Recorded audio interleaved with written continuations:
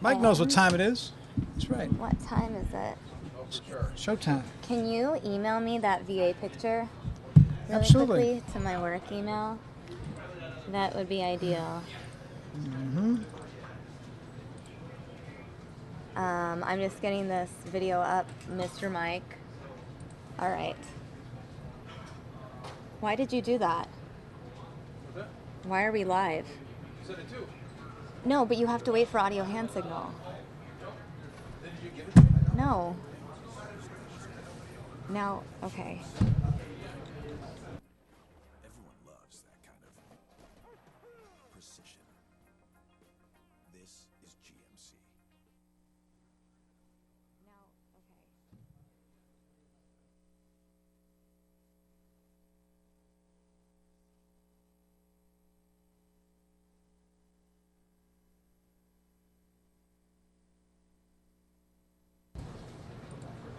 Hey everyone, Tommy Khan here with your Fox 10 News Now update. Joining me is Steve Kraft. Steve, it's been a while since we've been able to chat politics here on the show.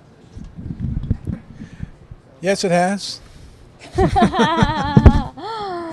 Oh, I want to sing one of my all-time favorites for you. What is your Old Town favorite? It's my tribute to Frank Sinatra. No idea what's going on. Okay. Left on. Okay. So I want you to chat with me today because tomorrow's a big day in the world of politics because this is the first time we're actually watching the Democratic presidential candidates debate. We've seen two Republican debates already. Obviously, there are a lot more contenders in the Republican Party. That's true. Many You know, more. There were 5 in the Democratic Well, there Party, are 2. and there's really only 2. I was just going to say that. 2 and Bernie a half. Sanders and Hillary Clinton, and maybe Joe Biden, maybe Biden. That's We will why see. you're not hearing as much about this. And every conceivable metric, even though she's having trouble with her email scandal, Hillary has a pretty fat lead. Interestingly, the only places where she's not leading are the 2 states that are going to vote first, Right. Iowa and New Hampshire. And things could really change if she loses both primaries. You might see her lead sort of evaporate. Can you win if you lose both of those primaries? Yes. Is it possible? You can, but it's not easy to do. Right, right. It's not easy to do. And, it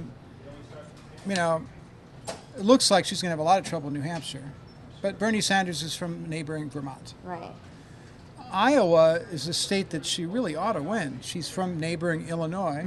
People there have known her forever. Her husband was a president, Well, there's that too. Yeah, The she whole was a country knows her. high government official. Because she's already lived in the White House. It's not a new space for her. But on the flip side, that's also the thing that hurts her in a way because a lot of people, not a lot of people, but some people make the argument, or had previously made the argument, they don't want another Bush-Clinton. Yeah, they don't want a restoration of a previous sort of, regency in the White House.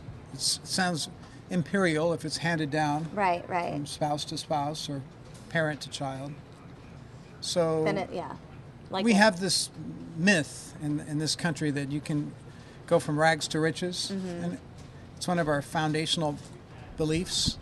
Occasionally it's true, lots of times it's not. But people don't always like to see, the kid inherit the father's title Right, right. on that stage. But it happened It's already. happened a lot. But in recent years, Yeah, Just, just in recent years especially. right. We had a Kennedy dynasty in high office. We had the Bush dynasty, which outstrips all others. And before that we had the Roosevelt dynasty, and before that we had John Adams and John Quincy Adams. Right, This right. is dynastic families ruling America is not a new phenomenon. Right, right. Resolute Bell in the chat room saying, no more dynasty. Except the TV show Dynasty. What's that about? Well, for those who weren't born at the I time, was like, oh, I don't know about there was a this. TV show with Joan Collins, I think the actress was, and some of our viewers will remember that was popular in probably the 80s or 90s. I don't Right. know. Joe Foley says Hillary is a walking scandal. Is she just popular because of her name? Clinton, not Hillary. Oh, That part of the name. First of all, Joe, you're from Great Britain, man. Is she popular because of her name? I think that's helped her. Well, yeah, because I mean, I don't know how people see it across the pond where Joe is. Joe, in Great Britain, probably people see it a little bit differently. But I think it's been a help, and I think it's been a hindrance to her. right. More of a help. Right. I mean, because a lot of people look back and think fond memories of Bill Clinton for the most part, aside from personal scandal, right? Well, he was a popular president. Right. He still is. There's people who still love him. Yeah, If, that's true. You know, if it was announced that Bill Clinton was speaking across the street, I would Oh, yeah. definitely go. Sure. We would all go. Sure, he was a president. But I guess Anyone any who's a president, that's true. Absolutely, yeah. I would even pay to go, let's put it that way. But I mean, to Joe's point, you could go anywhere in England and people would know immediately. If you just said the word Hillary, they'd probably say Hillary Clinton. That's true. She's I mean, a worldwide famous person. oftentimes when we talk about, oh, we have an event with Hillary coming up, I don't have to say the last name. Oh, absolutely, yeah, absolutely, yeah. What other famous Hillary is there? Swank? And she's not even that mainstream, I guess. Hillary Swank? No, Yeah. not anymore. Right, $1 Million Baby was her. And then that Seinfeld episode where they couldn't decide if she was beautiful or not. You I don't that? remember that one. Yeah. Huh. You don't remember anything that's like pre-2000. Sometimes I don't even remember what I did this past weekend, Steve. So it just depends on the day, really. Douglas saying, I want to see a woman president, but not her. So, I mean, then you have another female candidate, Carly Fiorina. Right. You don't think she's actually going to get the Republican nomination, No. do you? I don't. Okay. But it's possible that she could be vice president. Possible, but not probable. Oh, why do you say that? I just think there's way too much for Democrats to attack in her record. She had such a rocky tenure as CEO of Hewlett-Packard. The company lost so much money. Right. And her decisions were so widely ridiculed that it's very difficult politically. I think it'd be very difficult for her to campaign. You know, she had a very difficult run for Senate in California, lost by 10 points in a Republican year. Yeah, that's true. Yeah, so, but what she does have, though, is she's really good debater. She's very self-possessed. So those are all strong points. She has sort of an inspirational life story, although she's a child of privilege. Right. She's still, for a woman to become the CEO of a big, big company like Hewlett-Packard, it's pretty great. Right, that's So true. she's I mean, definitely a trailblazer. even if the company didn't do so well. No, the company Under took her a leadership. terrible beating. Terrible beating. So, And that's a problem And for those her. are the arguments against her. Right. And that's public record. Anyone can make that argument. Right, and that was a very powerful argument against her last time, and they would only redouble that. Right, right. So I think she is unlikely to be a vice presidential nominee because she carries so much baggage. But she's a really good, she'd be a really good campaigner. She's a very formidable person, very smart person. Do you think she would be appointed in some position after the president is If a elected if Republican they're wins? Republican? I do. Yeah. I think she could be. And the other thing about her is, among Republicans, her stance on Planned Parenthood is a popular one. But among society at large, it's not a popular Right. one. And her statements about the veracity of that video that purports to show, you know, little babies being Oh, the cut to Planned pieces. Parenthood debate. Yeah. Don't Well, get the chat room started. I think that so many people are going to think that her point of view on that is out of the mainstream for, Right. for most women in the country, that politically it's problematic in a general election. It's good on a Republican debate stage for the conservative folks who are going to be voting on a nominee. That would be very tough to make that argument a year from now. But, you know, I think she's flat out the best on her feet of anybody on that She stage. was really good during the Yeah. only debate we really saw her Her in. critics are saying that she lies with great conviction, that she tells complete But it- fabrications with utter conviction. But isn't that the stereotype of all politicians? No, it's not. That, well, all politicians lie is the stereotype. Maybe not with but, other I mean, a convictions. flat out distortion is going to be hard to, if that's what folks believe it is. Right. That's going to be, fertile ground for attacks from opposition. Right, right. So she has a controversial record, and she makes controversial statements that could be problematic in a general election campaign and hurt her when she ran for Senate. Right, right. But in Republican circles, she, I think, is a celebrity and certainly a real smart person, and I think she could hold very high office.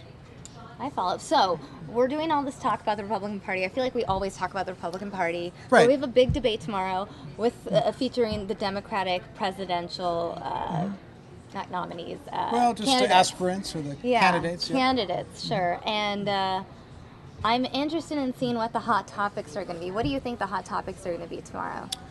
Well, we're going to talk about the economy and why working people aren't making any money. And Democrats, Bernie Sanders in particular, he'll be all over that. He's going to call for, and we haven't been talking about progressive ideas sitting here on Fox News Now for a long time. Right. But tomorrow you'll hear about him. Whether there should be a boost in the minimum wage, whether whether there should be fewer barriers to forming labor unions. We're not that big a deal in America anymore, but they are an important component for Democrats. The war against organized labor is something they're very sensitive about. Right. We're going to talk about, I think, the questioners about foreign policy. Well, that's a hot topic for What everyone. to do about ISIS, the Iran quagmire deal? in I mean, Syria, would what that to do about Putin.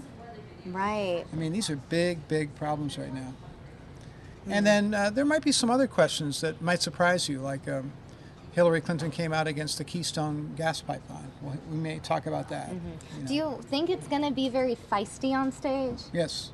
You do? And Yep. who do you think between? Well, you're going to hear some noise from these lesser candidates, Right. O'Malley, Chafee, Webb. I don't care about these guys. They don't matter. All three of them together Make like 1%? are a couple percent, 5%, whatever it is, among the three of them. But Sanders is going to take some roundhouse pot shots at Hillary. Right. He's going to say she's not an authentic liberal person at a time when the party is drifting left. Right.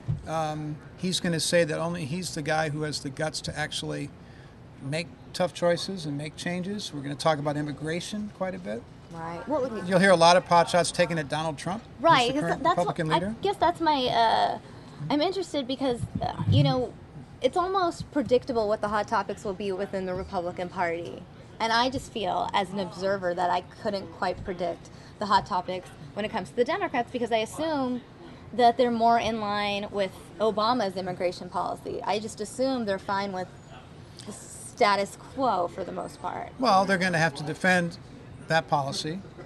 They're going to have to defend Obamacare. They're going to have to talk about making choices to the U.S. Supreme Court who will preserve those programs. They're going to talk about affirmative action, which the Supreme Court is likely to strike down in many ways Right. in the upcoming term. They're going to say that a lot of the bedrock principles of progressive causes are under assault, and judicially and also in the legislature, in Congress, and they need to preserve them. Right. They need to preserve the gains that the party has made. We're going to hear a lot about what's going on in the House of Representatives, why the Republicans can't come up with a speaker. What does that mean?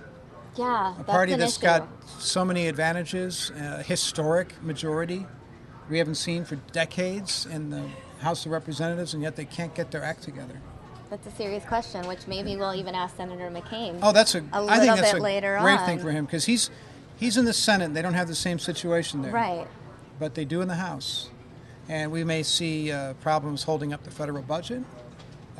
In December, the government could be actually shut down again. December? Yeah, that's the next deadline. What day? Not sure. It's in the first couple weeks of the month. It's not around the holidays. It's earlier. So, yeah.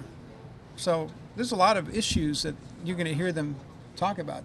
Sanders is going to point out where he is to the left of Hillary, and Right. he's going to say that she's kind of coming over to his side and that she's a late convert. And he will say that she's cozy with Wall Street, I guarantee you. Right, because they're worth a lot of money, and Bernie Sanders, relatively speaking, isn't, right? No. What was his Bernie net Sanders worth? We doesn't talked have about money, this. and Joe Biden doesn't have money. Joe Biden has no money? Well, he has some money, but he lives basically on his government. How much does Vice President get?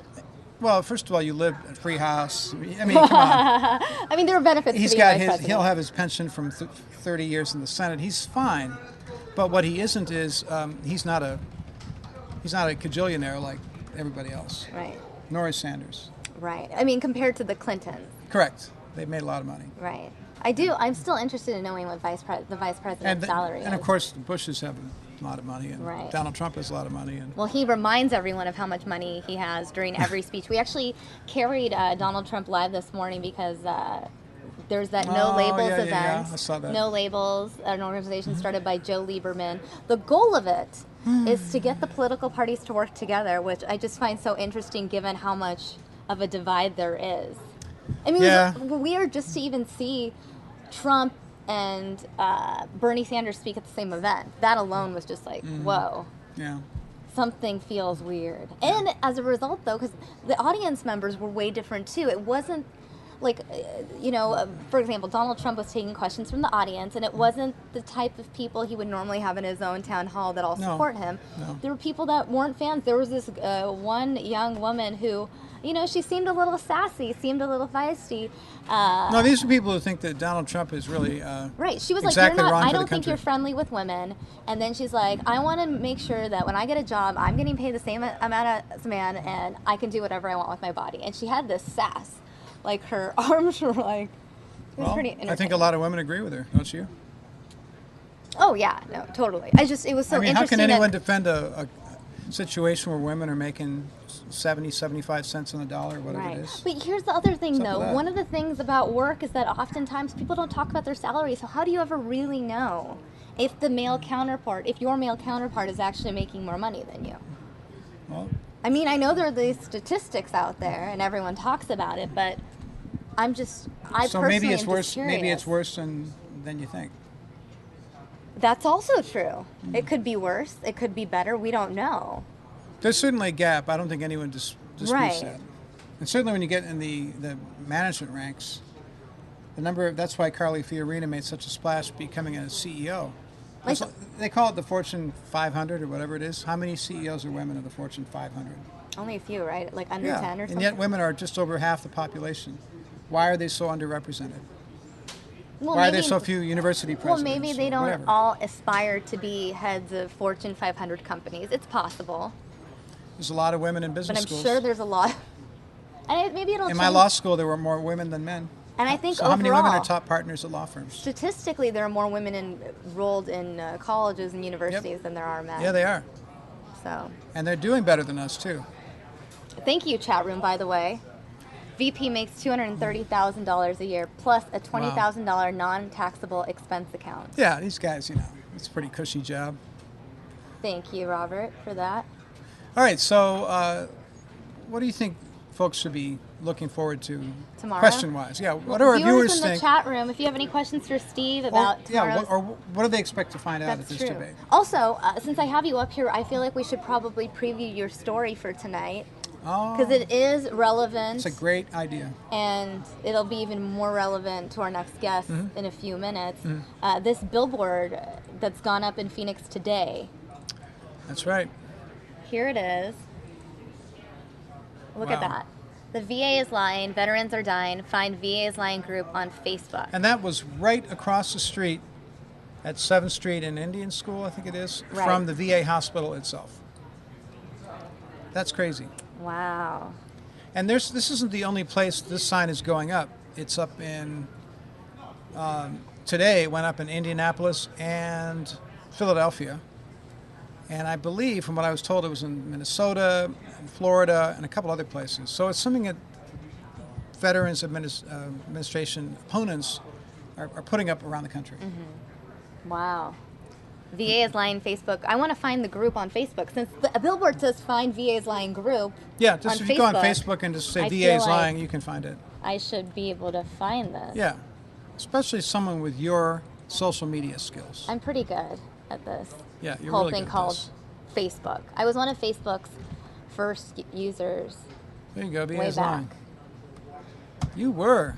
in 2004. Yeah, How about that? it's like one of my things I like to claim as.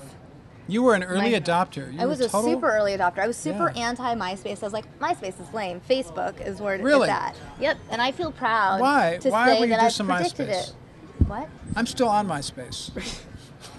Just kidding. Really? Is there still MySpace? I guess it's mostly a music thing. Well, it was purchased, and it's supposed to be a music thing. Okay. But I don't really know anyone that's still on MySpace.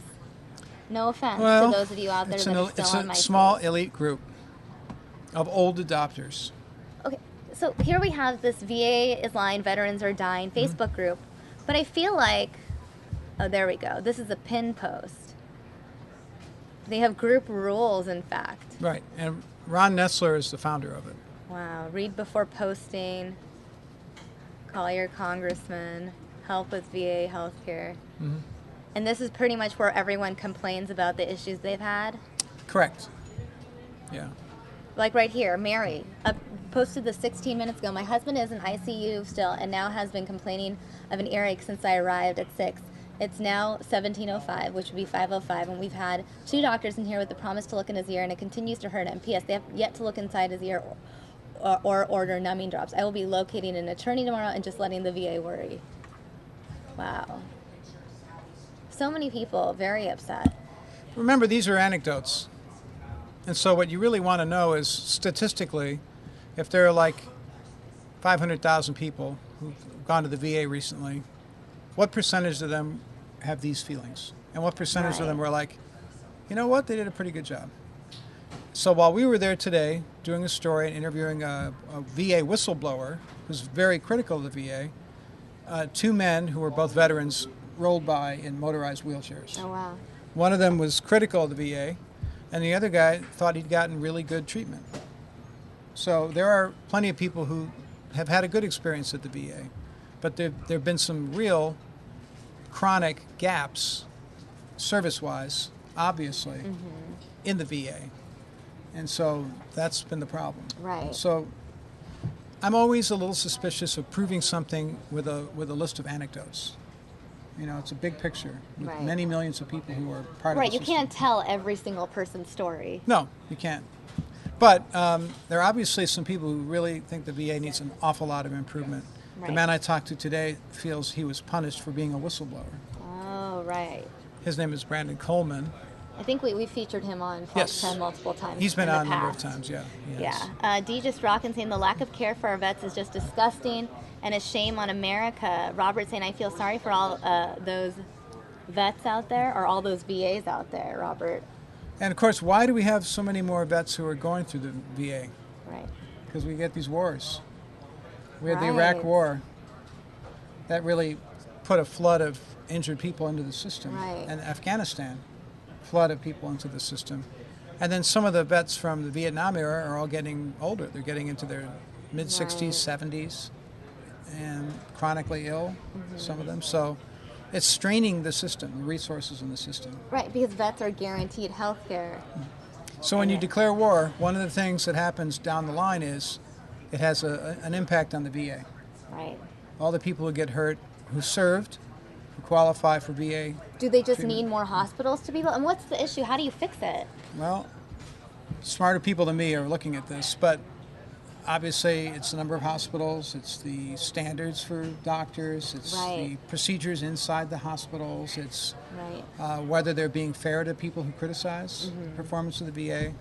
You know, there's a lot of criticism of the VA and a lot of attempts to make it right. But some people have been very well treated as well. Sid R, it's not only healthcare, still trying to get my GI Bill money. Douglas saying the VA needs to improve on their care big time. JJ Halliwell, doctors are okay, great even. The politics are killing us. Okay. And D saying the VA hospital in Salt Lake City is a good one, but too many are not doing enough. It's just in certain places, right? I think you could go to people in any VA hospital and find some people who really, really thought it was great and some people who don't like it. Right. To be fair. Have you ever walked through the VA hospital? It's huge. I've driven by it. It is very large. I've been in it, and I've done stories there, and I've toured it, and I've wandered around talking to people at the hospital, and it's a huge place, and this is not by any stretch the largest one in the country. But it's the one that's gotten the most attention, right? Yes. Or one of the ones? It's one of the ones that was one of the first places where this scandal was revealed, that people were waiting and waiting for service and they weren't getting it. Right. We have Les Chowmein in the chat room saying the government is treating the vets like used up DC batteries. Wow. And Joe Foley commenting on the issue of the debate tomorrow. Will there be attacking between the candidates in tomorrow's debate like there was in the Republican debate? That is a great question. Personal attacks or Like to each other or against the other party's candidates? I think Joe has raised a really good question. What we're not going to have, there's no Donald Trump lightning rod personality. That's true. I mean, Bernie Sanders is an He's all extreme policy. candidate, but he's not going to say the things that Donald Trump is going to say or anything of No, that he's not an nature extreme that candidate. will get, He's not an extreme candidate. He's Well, just a liberal. say, more He's, liberal. he's on the left side, just like there's. If you say Ted Cruz is an extremist, no one says that. I didn't say extremist. You're saying he's an extreme candidate. He's He's a liberal candidate. Liberal, fine. He's a liberal Democrat like they used to have in the 1950s and 60s. Only he's back. But isn't the whole He's an old hippie. Isn't the goal for the Democratic Party though to get a candidate that can beat the Republican nominee? Isn't that the The ideal goal is to hang on to the White House. Yeah. So That's always the goal, is to win the game. and they don't have the House, Don't have the House and so don't have the Senate. they don't have Congress. No. So if they lose the Mm-hmm. just saying. Yeah, if they lose the presidency, that would be a big win for the GOP for sure. Oh yeah. Yeah. But the GOP is so fractured right now. It's like they can't stand prosperity. They've got it handed to them on a silver plate. If they could coalesce behind one person, the wind's at their back, really, to win the election. Mm-hmm. But they're just stuck with 15 odd candidates. We're all going There's at so it. many, and that was the thing. Donald Trump. I keep referencing Donald Trump only because I listened to his speech in full this morning when we broadcast it live. I think the 7 o'clock hour, 8 o'clock hour, something like that. But Donald Trump was talking about how all these candidates need to drop out. There are too many, and it's something that many people reference. I mean, Scott Walker referenced it when he dropped out. He was claiming that that's what he was doing for the party. Come I mean, on. again, also he just Scott didn't Walker really was have a any complete support, flop. but He was a complete failure. So to me, all of his high-minded calls for unity fell really flat because he was so inept. Mm-hmm. He was so obviously out of his depth, and had a top-heavy bureaucratic campaign, never connected or showed depth of intelligence or ability to talk about anything beyond breaking public unions. Right. What else did he say anything memorable about? This guy was a bad candidate. you would forget that he was even there. Yeah. That's the problem. He was just... Well, sometimes when I would Wow, trying to poor guy. name all the candidates off the top of my head, and I would get to candidate 12 or 13%, I'd be like, who am I missing? Yeah. Oh yeah. I don't think that if he'd had a solid 13 or 14% in the polls, that he'd be calling, for the good of the party, all these people should get out of the Well, how race. soon do you think people are going to drop out, though? When they run out of cash. Right. When they run out of cash.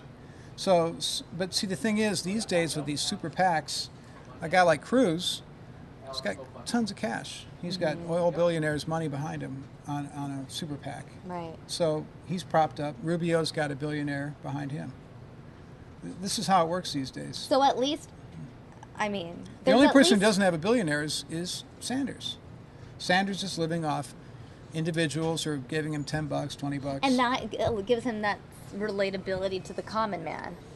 Well, right? he's That's the raising whole money thing. the kind of old-fashioned way, like people used to do it before we had the Citizens United decision, where, what was the article I read? 158 families have contributed the lion's share of the money this campaign season Oh, I didn't know that. in the whole country. That's 158 out of 300 million Yeah, people. Yeah.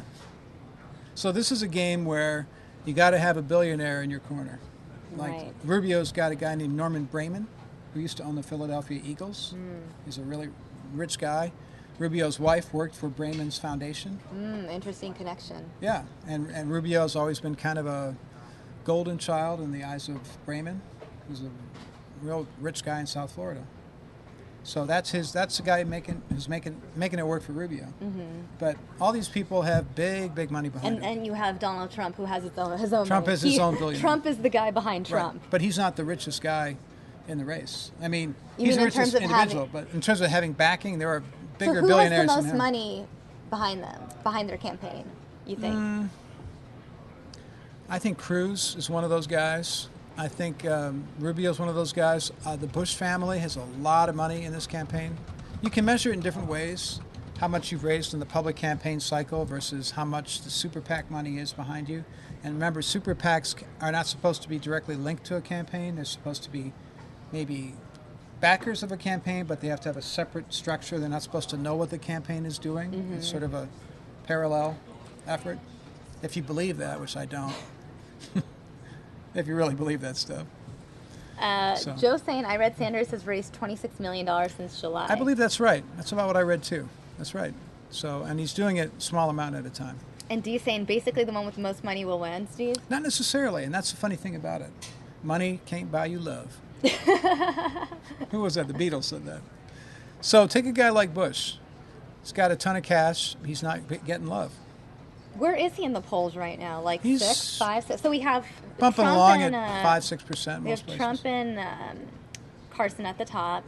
And Fiorina's up there still. she's up there. Rubio's up there. And then I think Bush comes in That's at about like right. about 5, but 5, he's 6. below 10%. Yeah, most Maybe places I've read. 6, 7%. Yep. And you've got Cruz is pretty close to that, and you've Yeah. got smaller participants. You got a few percent for Christie, you know. Right. And Rand Paul is kind of. I think he's the next guy to drop So out. here's the thing. Let's talk about. So when people drop out, their supporters have to find a candidate to support. Where do you think those supporters will go? For example, where will Rand Paul supporters go once he drops out of the remaining candidates? Wow, they don't really have a home. So what do they do? Well, either they don't vote, Okay, or they there's scatter to the four winds. Some of them might go to a guy like Cruz. Depends what kind of a libertarian you are. Some of them who might favor certain semi-progressive causes within the Republican Party, like drug decriminalization, which is a Rand Paul thing. that. Right. Might be more towards a moderate guy like Kasich, maybe. Some of them might drift his way. They might drift Christie's way. People who see other things, like staying out of foreign conflicts. That's another big Rand Paul thing. Might go to whoever seems like they're not going to get us in another war. Yeah, so Carly Fiorina is very warlike in her language. She's ready to fight multiple wars. Right. She's not going to get a lot of those kind of votes. But if a guy like Cruz were to, for whatever reason, leave, some of his backers would go to her. Okay. Because she's very, she's a saber. Where would rattler. Huckabee backers go? Well, he has a lot of evangelical Christian supporters. He's got some money behind him. He's got his reliable 3-4%. But if he drops out, where do his supporters go? I think some would go to Cruz. I read an article today saying that Cruz is a force to be reckoned with, even though he doesn't look that high in the poll. Right. Once Because all the other people drop out, they If all a guy go to like Cruz. Trump were to leave, a lot of Trump's people, this columnist thought, would go to Cruz as a guy who's ideologically kind of on a parallel track with Donald Trump in certain ways. Who else is still in the race? There's Pataki. Oh, no. These guys, There's he's just there for the undercard. Christie. Lindsey Graham, Lindsey Graham. There Bobby you go. Jindal. Oh, yeah, Even Bobby Jindal's I got keep forgetting about big Bobby Jindal. Louisiana oil money behind him. Speaking of Bobby Jindal, he made headlines over the weekend. I noticed his name was trending this morning on Facebook for a couple of reasons. Namely, he had commented on the Oregon shooting, saying that the Oregon shooting, he's blaming the Oregon shooting on the shooter's father. Because the father had come out and had said guns are the problem, and that the shooting wouldn't have happened if there were no guns. Bobby Jindal comes out and says, no, the shooting happened because this kid never had a father figure, and is blaming the dad now. And didn't Ben Carson say something about how he would have stepped in front of the shooter? Or done Ben something? Carson said he would have charged the shooter. Why does everyone just go ahead and go stand there and listen to what he has to say? I would charge him. Yes, a few people might die, but it would save more lives, I think was the gist of what Carson was saying. I'm personally going to go out on a limb here and say that of the three leading outsiders, Carson, Fiorina, and Trump, the one who's going to fade the first is going to be Carson. To me, he's just said too many dumb things in the last couple of weeks. And Trump seems to be able to say dumb things and get away with it.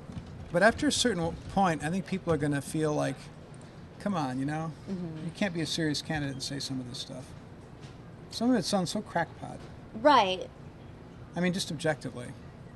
Everything that Donald Trump says. Well, I know, but I'm talking about Ben Carson. Right, because Ben Carson has a lot of support, but you have that incident with There's been like the Oregon 10 thing, and then the things. whole One after not another. wanting to elect a Muslim president. Yeah. That made a lot of headlines. But maybe I'm not appreciating, his supporters and what they see in him. So that maybe if you're on their wavelength, that doesn't seem as dumb as it seems to me just as a Right. journalist. Sure. You know? Right. That makes sense. So, Frank, and same with Trump too. Trump gets some people who are very much in touch with me on Facebook, and they love him. It doesn't matter what he says. He says what he wants to say. He's passionate. He does have a business background, so he's using that to his advantage by playing up the fact that we're in a $19 trillion deficit. He said that this morning. You know, and just his business savvy and talking about immigration. He has certain areas where he's won over his support. Let's see what some of these other folks are saying, because we're seeing Bob Name says that every time he sees Ben Carson talk, it seems like he's stoned. Where did that? I didn't see that one. It's up for it's Oh, earlier. that's funny. Frankie saying there are a lot of 0, 1, 2% pollers right now who I think should just drop out already. Graham, Jindal, etc. Well, you know, it's a national stage for them once a month to say something and, you know, make their points heard. And if it doesn't cost them a lot, why not? It is up to Fox and CNN and CNBC and whoever's hosting the debate to really set the bar and say, okay, we're not going to take anyone under 5%. Right. Then you'll get it down to 6, 7. Oh yeah, you'll get. I mean. Yeah. Yeah. But maybe it's good business to have this crazy circus of over a dozen candidates. I know. Sid has a question for you. Do the people pick the U.S. president, or does the Electoral College pick the president and VP? The Electoral College Yeah. picks the winning slate of president And the vice president is determined by the person running for president. well, yeah, they're on Or the their ticket. team, yeah. They're on the ticket. I mean, so the last So you election can't it vote was for a separate vice president. No. There's no election. Romney was running with Paul Ryan. Right. You know, and Obama was running with Joe Biden. Paul Ryan refusing to step up to be Speaker of the House. So Another far. hot topic. So But far. apparently John Boehner is urging him to. Is that Everyone's urging him to. he 'cause- just doesn't want to? Yeah, because it's not going to be any better for him. Right. It's just he You may deals see with all the Boehner in stress. there, even though he's quit, he may be there for months. Although I have the feeling that Ryan will take it, because to me he's kind of a team guy. And if everyone comes to him and says, you're our only hope, you got to play quarterback, he'll get in the game, play quarterback. When are they going to figure it out and vote on it? Because I know the vote was supposed to be, Thursday or Friday last week, and then Yeah. they postponed it Right. after McCarthy dropped out. Yeah. Joe Foley saying, Jindal will comment on shootings in another state, but when it's in his own state, he says no comment. Interesting, because there was that shooting in Louisiana at the It was movie terrible. theater. Yeah, it was terrible. Bob Name saying, Carson said the one time he did have a gun pointed at him to the gunman, you want the guy behind the counter? Wait, what? I don't know about I that. don't understand. And And I'll say this, I've met Ben Carson a couple times. He's when you meet him, he's a really nice guy. yeah, you've interviewed him a number of times. Yep, he seems very accommodating. He's friendlier with us than anybody, so he's great. Okay, well, I see that we'll be getting a special guest here on the News Now set. I hope so. John McCain's walking over, but he stopped to give Linda Williams a hug. But I'll say this, if he comes over here, I'm bolting right away. Okay.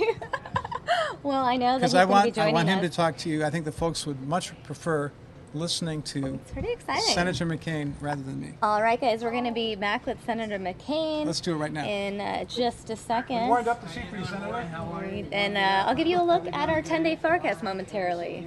How are you? How's it going, sir?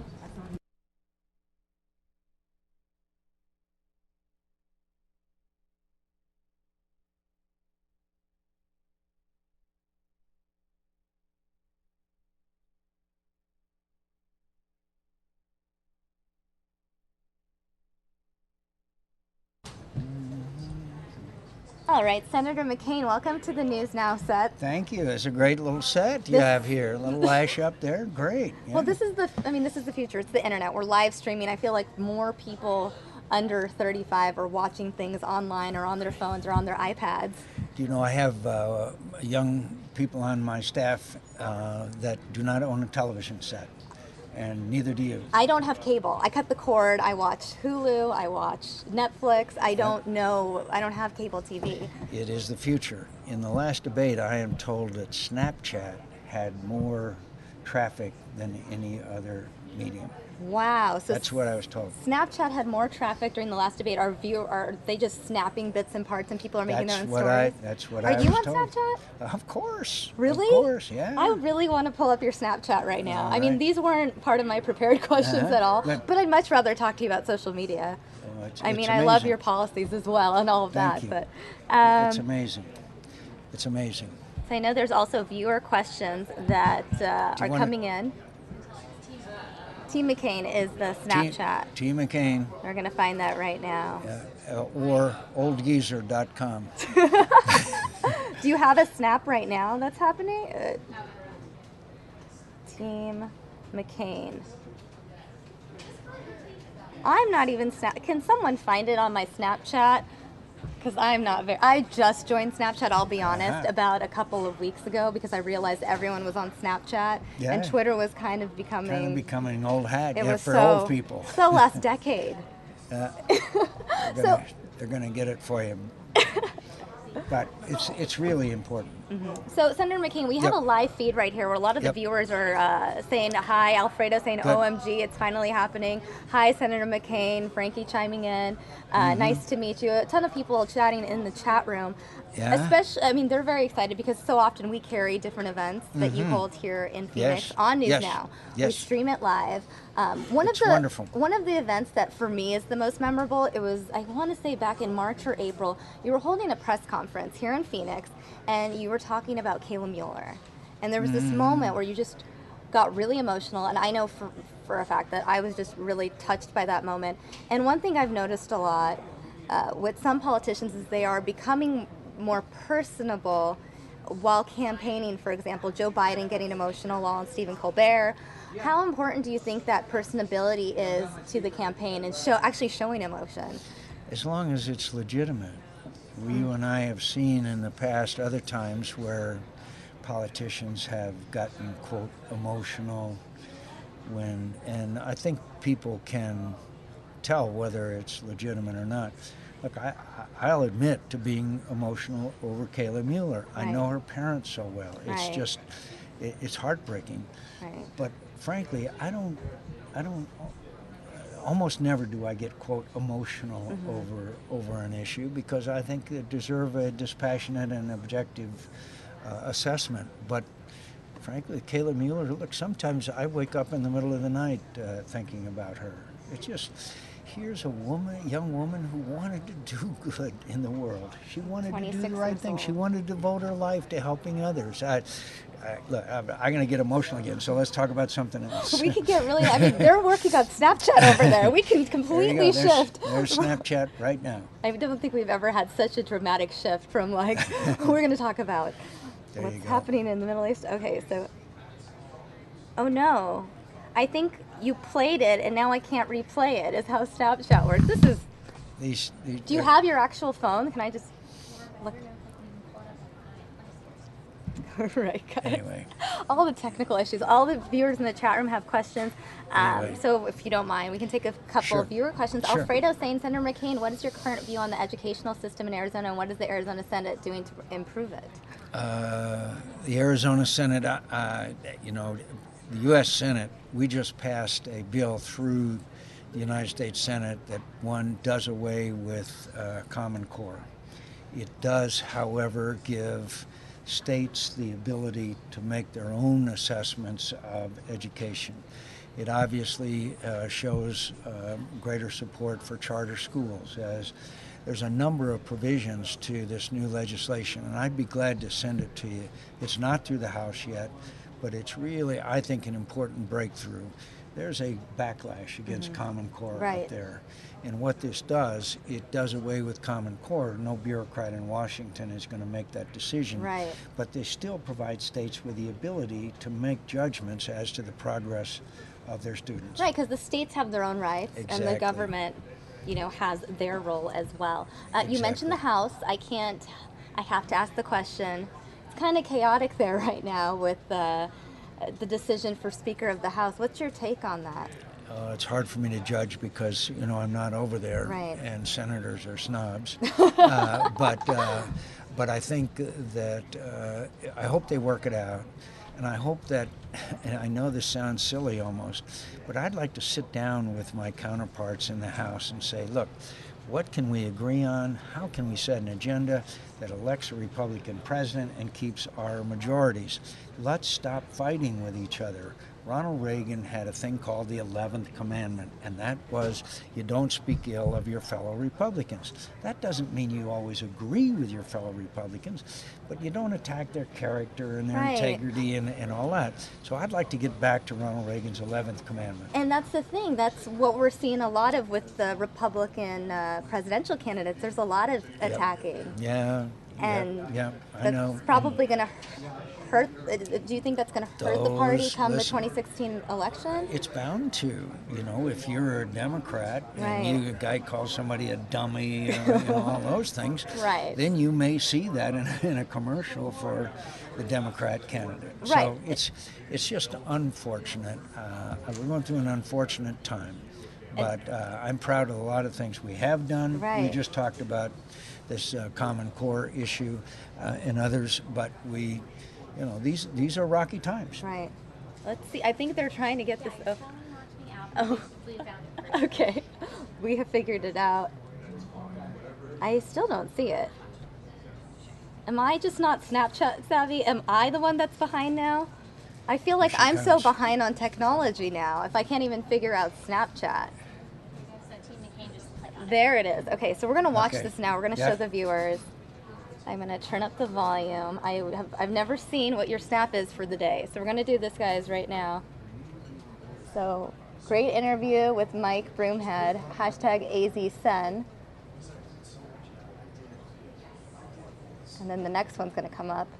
Quick Starbucks stop before my next interview. I have to know what your favorite drink is, Senator McCain. Cappuccino.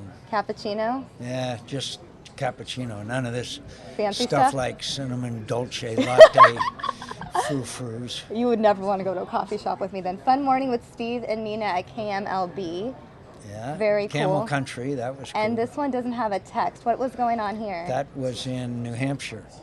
No, No, that's here. that's greeting volunteers. That's greeting volunteers Oh. at our headquarters. Okay, kicking off the lunch hour at Telemundo Phoenix. Yep, did an interview there at Telemundo Phoenix. Long interview. And then Newsmaker Sunday, taping Newsmaker Newsmaker Sunday with John Sunday. Hook. You guys, Yes. that guy looks familiar to our viewers. Yeah, I'm sure they've never seen him before. That is so cool. And then Oh, next, stopping by News there's Now. us. And there we are. There we have we just are. made Huh?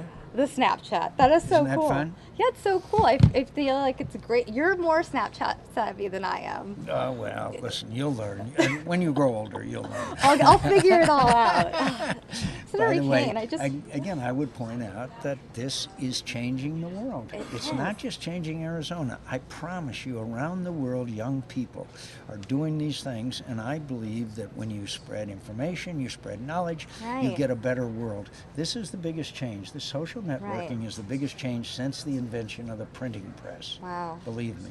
I believe that. I mean, I remember just a few years ago the role that Twitter played, in terms of revolutions in the Oh, Middle yeah. East. You look at Egypt, you look at various. I remember when everyone was turning their Twitter profile picture green, I think, for Iran, I want to say. If I remember. It was when they shot a young woman named Neda in the square, and over the internet, people saw her lie there and bleed to death. Awful. That had a huge impact. Huge impact. So awful. But it's true. I mean, more information comes out on Twitter than any other media platform. I remember hearing about Osama bin Laden's death on Twitter before President Obama had announced it. Yeah. And, it being the rumor all over the internet as well. Well, it's remarkable, and there are a lot of downsides to it, and you know it too. 'Cause there's a- Privacy, the cloak of anonymity. Some of the tweets I get. Honestly, I wonder why. What have I done? People are mean on the internet. I mean, it's just so angry and mean and hateful. I don't hate anybody. Well, Well, anyway, but hardly anybody. what does it take to get said? What does it take to hate someone? What does someone have to do to you for you to hate them? Do what Baghdadi and ISIS is doing. Right. They're capturing young women, particularly young women, and trafficking them. I hate that. I hate them. I want to kill them. Right. and maybe that's not a Christian statement, but I hate them and I want to kill them. Well, because they do, and the way they're so, it's bragging about it. It's ostentatious. It's on display. It's it's awful. Say that's accepted in the Muslim It's faith. not at all. You know, so I mean, there's so no. so I hate them. Yes. Okay. And Bashar Assad, I hate, who has killed 240,000 of his own citizens with these things called barrel bombs. Now, my friends, a lot of you who are watching this don't know what a barrel bomb is. It's a very large cylinder, about 10 feet long, and it's packed with explosives and shrapnel, like nuts and bolts and screws. Right. They drop it, and it explodes about 10 feet above the ground, so that the shrapnel and this stuff just tears men, women, and children. It is awful, and we need to stop it. What do they get by killing their own people? I don't understand this. Control. But I mean, stay control. Stay in charge. But why kill? Can't you get Because power without killing? That's the way you intimidate and drive your opponents into submission. Kill a lot of them. Well, I mean, yeah. For example, the issue in Syria, there was that picture of the little boy, and now suddenly the world is paying attention to Washing Syria. up on the shore. And my friends, whether you want to know it or not, these things didn't happen by accident. It was the policies of withdrawal, leading from behind by one Barack Obama. History will judge him very, very harshly. One more question. I know we have my to folks wrap are up. one more comment. I do want to get a Snapchat in. One too. Snapchat A in lot real of quick. people are asking questions here, but I'm getting a question from my assistant news director. Can I ask you this Sure, one? sure. You're a baseball fan. Do you think this is the year for the Cubs? No. Oh my God. Hope springs eternal, and everybody wants the Cubs, and we're so sentimental over the Cubs and all that. I still think the St. Louis Cardinals are awfully, awfully hard to beat. We're all glad that we're now jumped on the Cubs bandwagon. But one more important to me is if we get some pitching, you're going to see the Diamondbacks in the playoffs and go a long way. We've got the nicest young man in baseball, and we got the finest young man in Paul Goldschmidt. And Pollock is not far behind. If we get some pitching, I guarantee you we're going to be good. Watch the Coyotes. They've won 2 in a row, which nobody ever predicted. Let's go out and support them. Shane Doan, the greatest guy. Watch Larry Fitzgerald. He's an old man. And look at what he's doing. The Cardinals. Again, now, all we need is something from the Suns. Robert Sarver, how are we going to do with the Suns, okay? All right? Well, and I mean, I'm a Cardinals fan by default because they have 2 USC quarterbacks, and I'm a Trojan, so. You know, my wife also went to the University of Spoiled Children, Oh, just like you did. Senator McCain. Uh-huh. You did Well, not that's go right. there. Yes. You went there. Yes, Okay. indeed. It's okay. She's a stalker. She's a big fan of Well, also, they got a little coaching problem over there in Trojan Land. Oh, now. my Did you gosh. notice Oh, that? I did. A Her little teeth- coaching problem. It would be like somebody coming in and taking John Hook's job, which some of us have been hoping for years, for decades. Haven't you? Well, All right.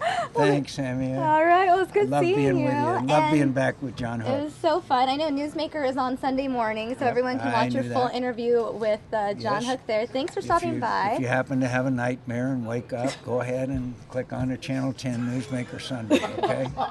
And All we right. post the whole thing online too. So Online. eventually people will be able to watch. So what I'm going to do, if you don't mind, I'd love to take a Snapchat with you. That'd be great. I'm just going to play a video for our viewers in the Okay. meantime. Did you see this, by the way? Actually, I'll put I this saw video that. up, or this photo up. It's a photo that we showed the viewers earlier, but the VA is lying, obviously a hot topic. Yeah. And you talked about it with John and I talked about it at length. The VA's got a long way to go. We got to give every veteran a choice card. But, All right, so I'm going to show you guys this photo. Walk Senator McCain out, and I'll be back with you guys in a little bit.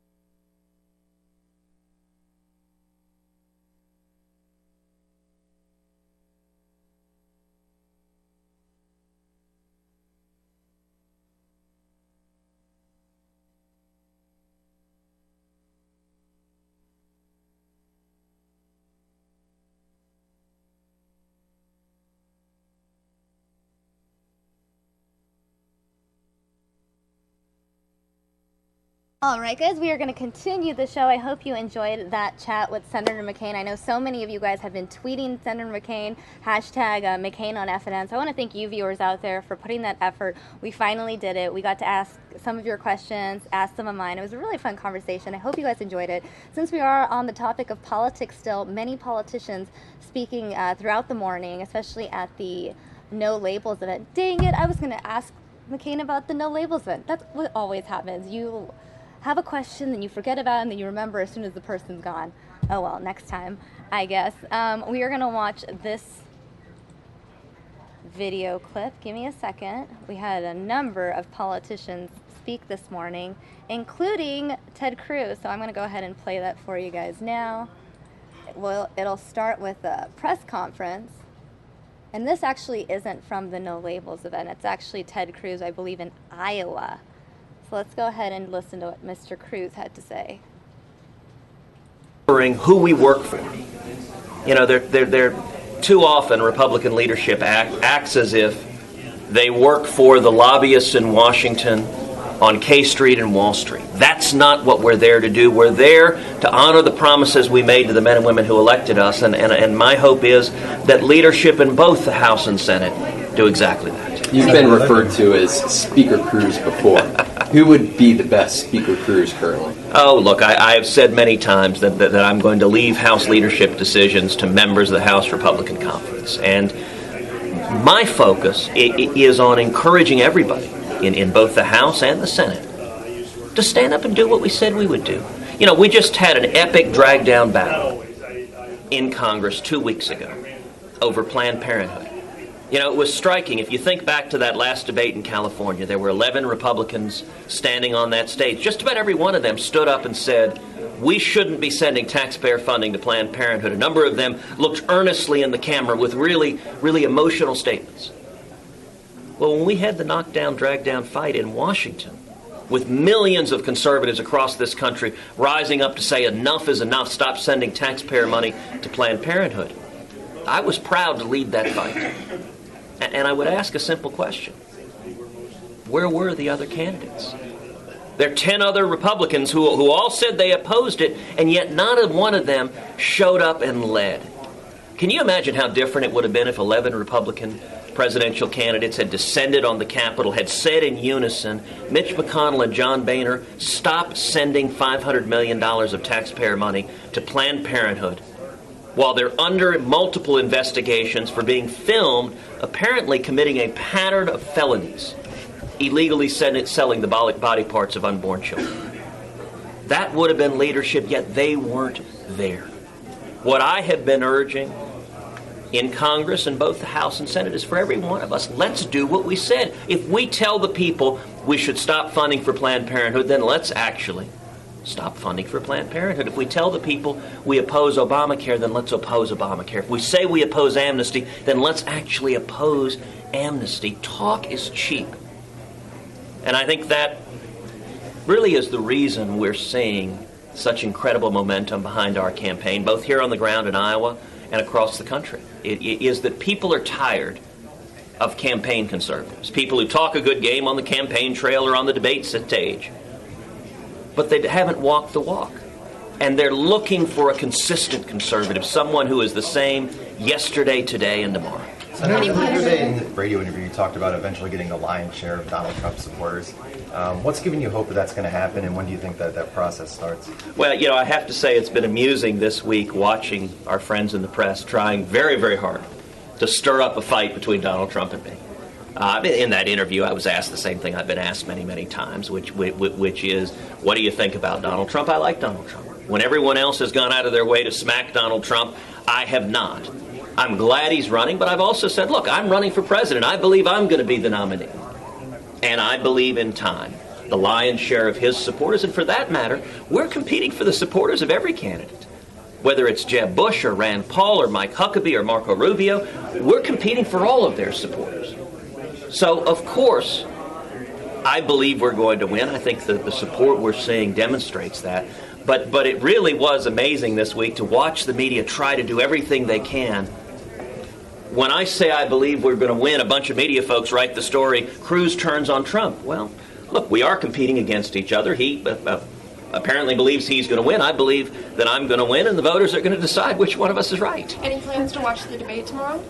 I'm looking forward to watching the debate. I doubt I'll be able to watch it live. We're on the road doing events, but I'm sure I'll watch it on my iPad afterwards. And look, I think it's going to be amusing, the debate tomorrow. It may be more questions than Hillary Clinton has answered this entire campaign. I apologize to the members of the media. We don't have any ropes to tie you up with today.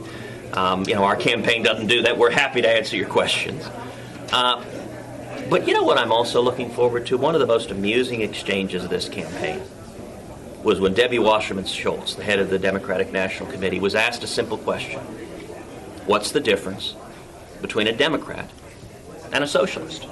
Bernie Sanders admits he's a socialist. Most Democrats don't admit that. And the head of the Democratic National Committee could not answer that question, could not explain, in her view, any difference between a Democrat and a socialist. I'm looking forward to seeing Hillary Clinton explain to the Democratic Party voters how she is every bit as much of a socialist as Bernie Sanders is. I think that's going to be a very helpful and illuminating exchange. All right, thanks, guys. Senator, the other day, you talked about the role of donors. What do you think the role of wealthy donors? Do you think it'll be an issue in the campaign, and how are you trying to appeal to them? We are working to appeal to every American, and we're doing that by standing for clear principles that work. The problem isn't that people contribute money. As you know, we just released our fundraising results. We've raised over $26 million from over 350,000 contributions. Our average contribution is $66. We have contributors in nearly 60% of the zip codes in America. So I think it is a wonderful thing when Americans stand up, participate in the political process, contribute. That's really been, that grassroots passion has been fueling our campaign. Look, the problem with Washington is that too many career politicians, both Republicans and Democrats, spend their time fighting for the lobbyist. We have, in effect, government of the lobbyist, by the lobbyist, for the lobbyist. I don't think elected officials should be working trying to benefit giant corporations, should be working trying to expand corporate welfare, should be working trying to deliver corporate pork. I've been leading the fight. In fact, interestingly enough, we were just talking about the Democratic debate. On the Democratic side, Bernie Sanders has been quite good on this. You take something like the Export-Import Bank, a classic example of corporate welfare. Over $100 billion of taxpayer-guaranteed loans given predominantly to a handful of giant corporations. Now, I've done town halls all over the state of Iowa. I've done them all over the country. I've never had real voters come up and say, you know what we need?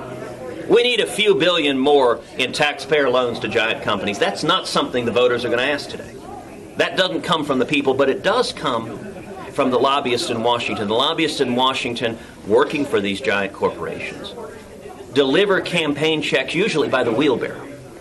And they give them to Democrats and Republicans. It's why you see Republican leadership and Democratic leadership standing in unison, trying to grow government and expand corporate welfare. I think we need elected officials who fight for the people, not for the rich and powerful. 6 of the 10 wealthiest counties in America are in and around Washington, D.C.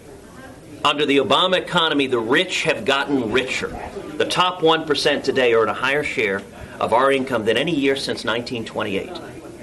Those who walk the corridors of power in the Obama administration have gotten fat and happy. But working men and women have gotten hammered. Whether it's the truck driver or the waitress or the mechanic or the plumber or the school teacher, Americans are hurting.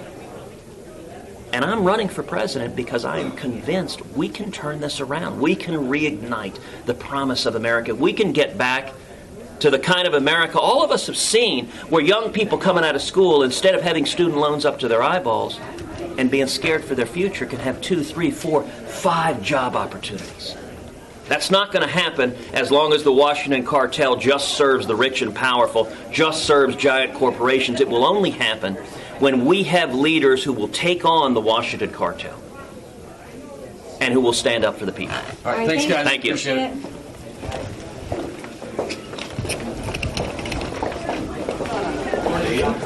Welcome to Iowa. Right. Dave Jeffrey. Dave, thank you for coming out. Yeah. Tell him to start his introduction.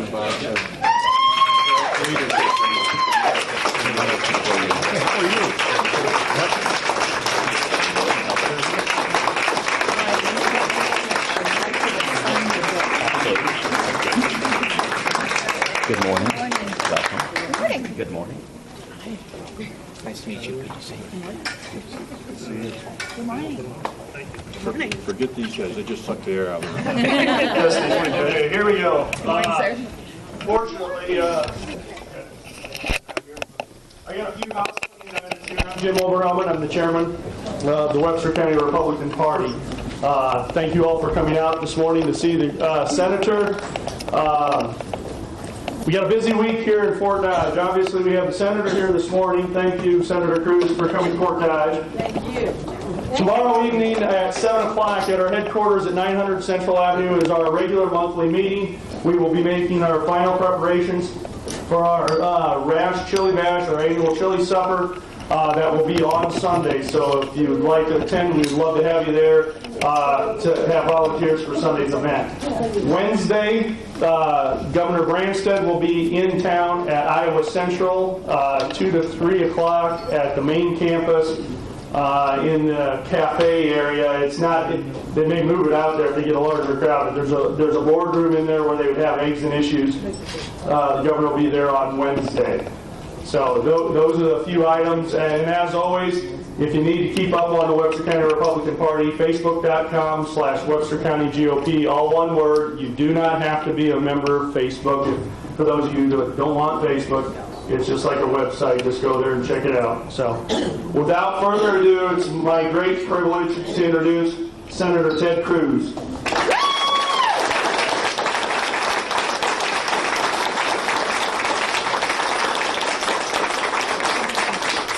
Good morning. Good morning. God bless the great state of Iowa. Hey, you got that right.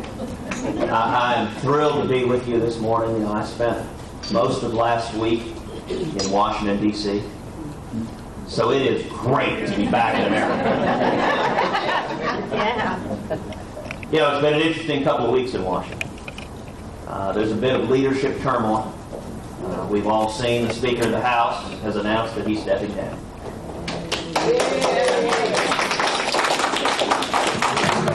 You know, it's interesting. The press is constantly asking folks, well, who do you think should be the Speaker of the House? And they keep asking and asking, and I keep staying out of it.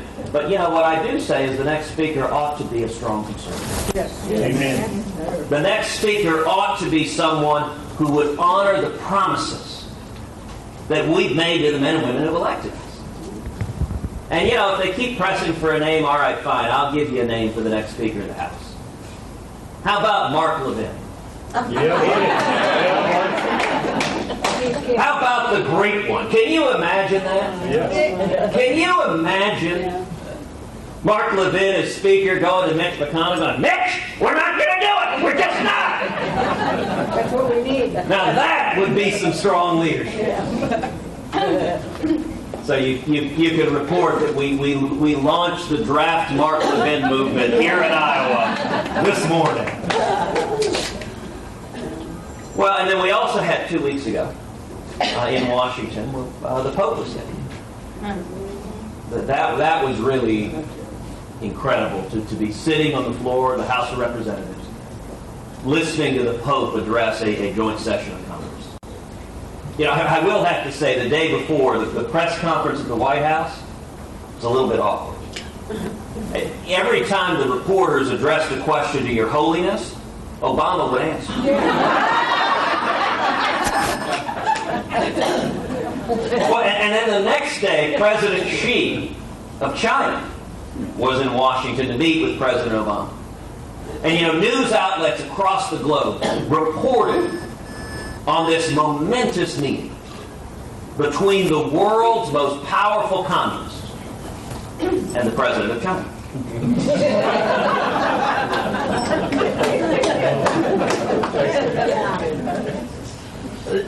You know, we're here this morning because our country's in crisis. We're here this morning because we're bankrupting our kids and grandkids. Because our constitutional rights, they're under assault each and every day from Washington. And because America has receded from leadership in the world, and it's made the world a much more dangerous place. But I want to come to you today with a word of hope, encouragement, and exhortation. People are waking up. All across this country, we are seeing an awakening, and I'm here to tell you, help is on the way. So I want to ask everyone here to look forward. Look forward to January 2017. If I'm elected president, I want to tell you what I intend to do on the first day of office. The first thing I intend to do is rescind every single illegal and unconstitutional executive action.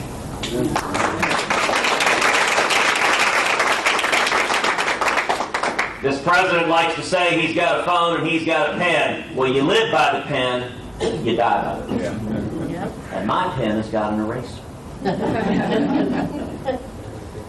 But sadly, the corruption, it hasn't been limited to the White House. It's extended across every branch of the federal government.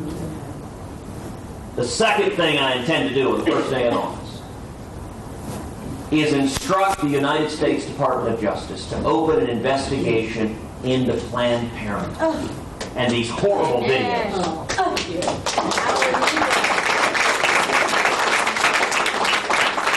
And to prosecute any and all criminal violations by that organization.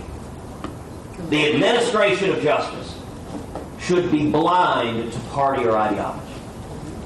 The only fidelity at the Department of Justice should be to the laws and the Constitution of the United States.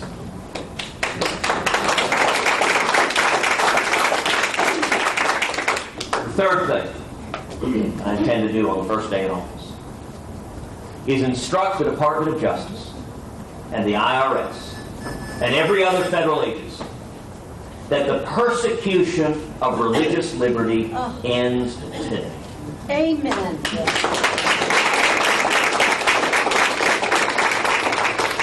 That means that every serviceman and woman has the right to seek out and worship the Lord God Almighty with all of their heart, mind, and soul, and their superior officer has nothing to say. Amen. That means that the Little Sisters of the Poor, a Catholic charity that the Obama administration is persecuting right now, will find that the lawsuit against them has been dismissed. The fourth thing I intend to do on the first day in office is rip to shreds this catastrophic Iranian nuclear.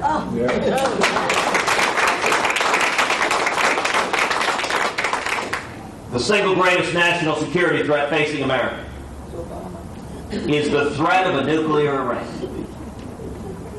And you know, a couple of months ago I observed, I said, if this deal goes through, the Obama administration will become quite literally the world's leading financier of radical Islamic terrorism. Now, in response, President Obama got very upset. And I just hate to dismay him. He said what Cruz said, interrupting his busy world travels in between the 8th and 9th holes. He said what Cruz said is ridiculous. That rhetoric is too much. You can't say that. Let me give you a very, very simple principle. Truth is not rhetoric. And in the entire course of his attack, President Obama didn't actually bother to try to refute any of the substance of what I said. So let's review the facts. Fact number one, Iran is today the world's leading state sponsor of terrorism. Fact number two, if this deal goes through, over $100 billion will flow directly to Iran, will flow to the Ayatollah Khamenei, who chants death to America.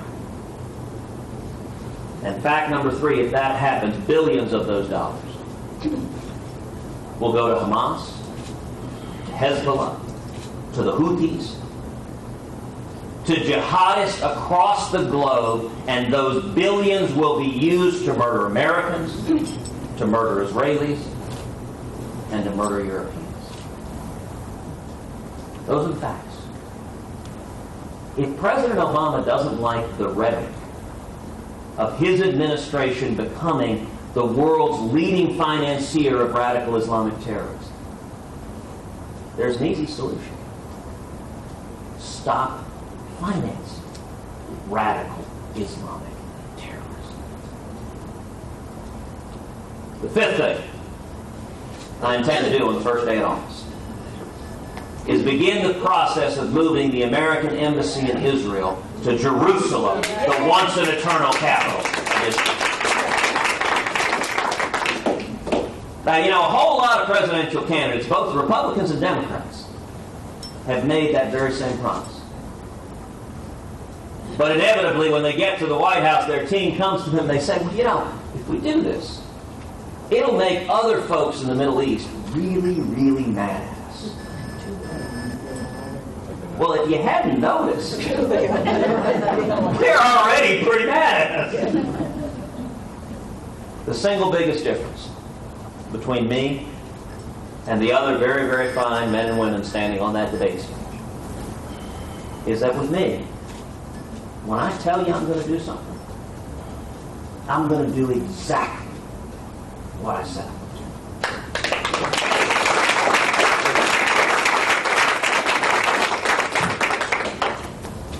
That's day one.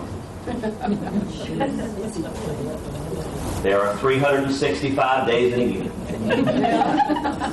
4 years in a presidential term. 4 years in a second term. Right. By the end of 8 years, there are going to be a whole lot of newspaper reporters and editors and journalists that check themselves into therapy. In the days that follow, I will go to Congress, and we will repeal every word of Obamacare.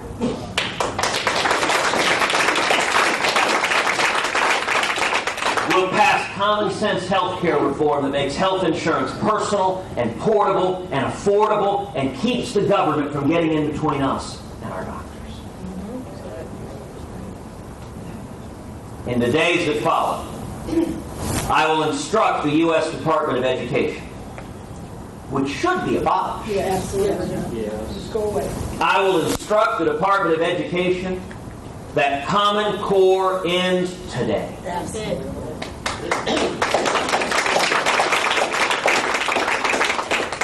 In the days that follow, we will finally secure the borders and end sanctuary cities.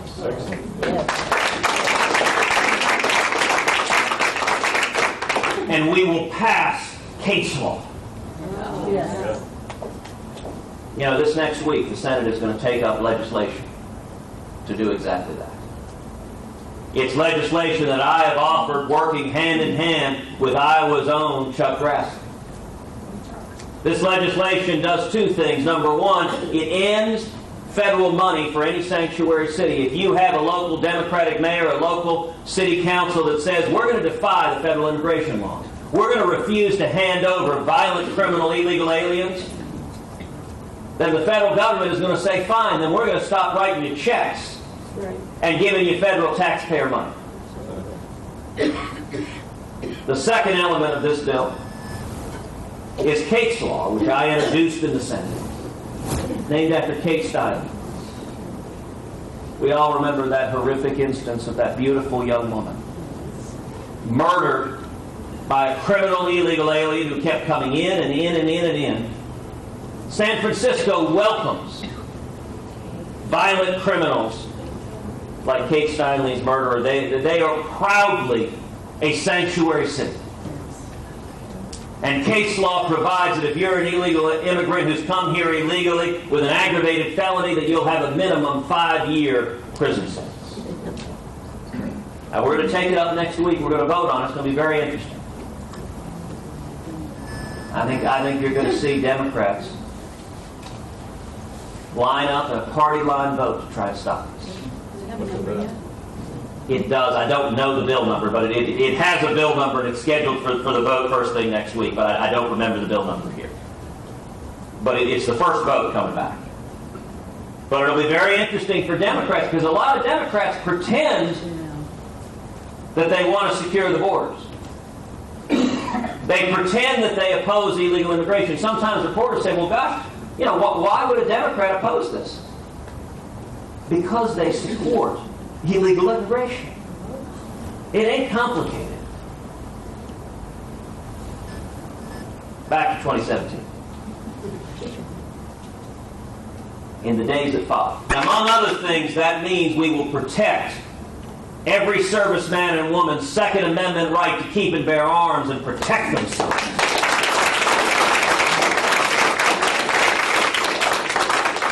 That means the next time a jihadist walks into a recruiting center in Chattanooga, he's going to encounter the business end of firearms wielded by a dozen Marines. There you go.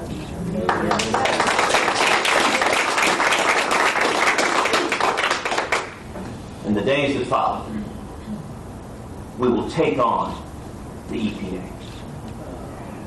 and the CFPB and the alphabet soup of federal regulations and regulators that descend on small businesses and farms and ranches and kill jobs. And we will bring back booming economic growth by getting the federal government off of the back of the necks of everyone struggling to create those jobs. And in the days that follow, we will pass fundamental tax reform. We will pass a simple flat tax so that every American can fill out his or her taxes on a postcard. And when we do that, we should abolish the IRS.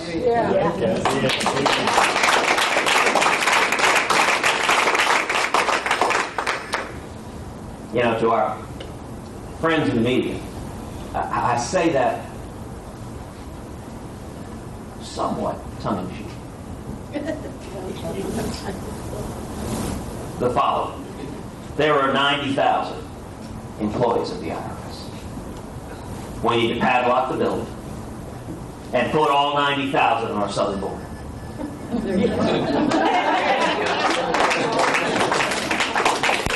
Now, as I said, that's somewhat tongue-in-cheek, but if you think about it, sir, imagine you traveled thousands of miles, the blazing sun. You're swimming across the Rio Grande. The first thing you see is 90,000 IRS agents. You turn around and go home, too.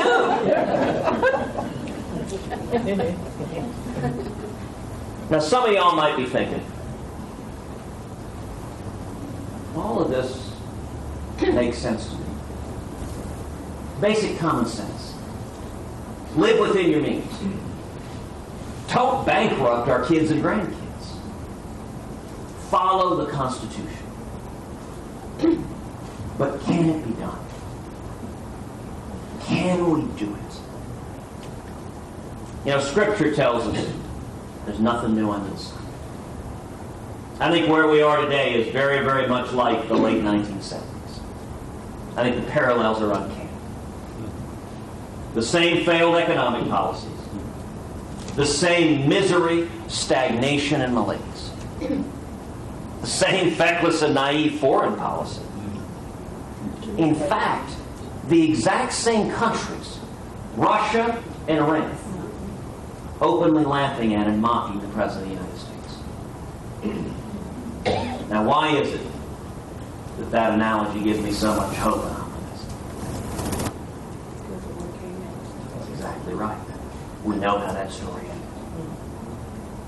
All across this country, millions of men and women rose up and became the Reagan Revolution.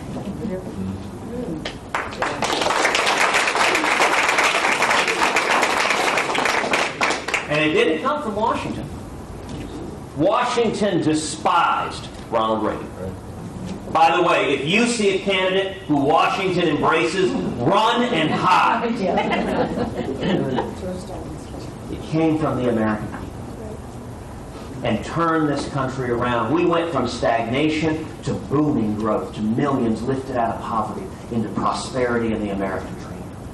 We went from our hostages languishing in Iran to winning the Cold War and tearing the Berlin Wall to the ground. The reason I'm so optimistic is simple. It is happening again. The strength of this campaign, we are building a grassroots army. Here in Iowa and all across this country, just like in 1980. I'm convinced 2016 is going to be an election like 1980, and we will win by remembering who we work for. You know, they're too often Republican leadership acts as if they work for the lobbyists in Washington on K Street and Wall Street. That's not what we're there to do. We're there to honor in bold colors and not pale pastels. Ted Cruz, Part 2. Enjoy. If we stand together, that's how we turn this country around. As you just observed, we did it before. We could do it again. That's what this campaign is all about. And we have to. You're right. Thank you.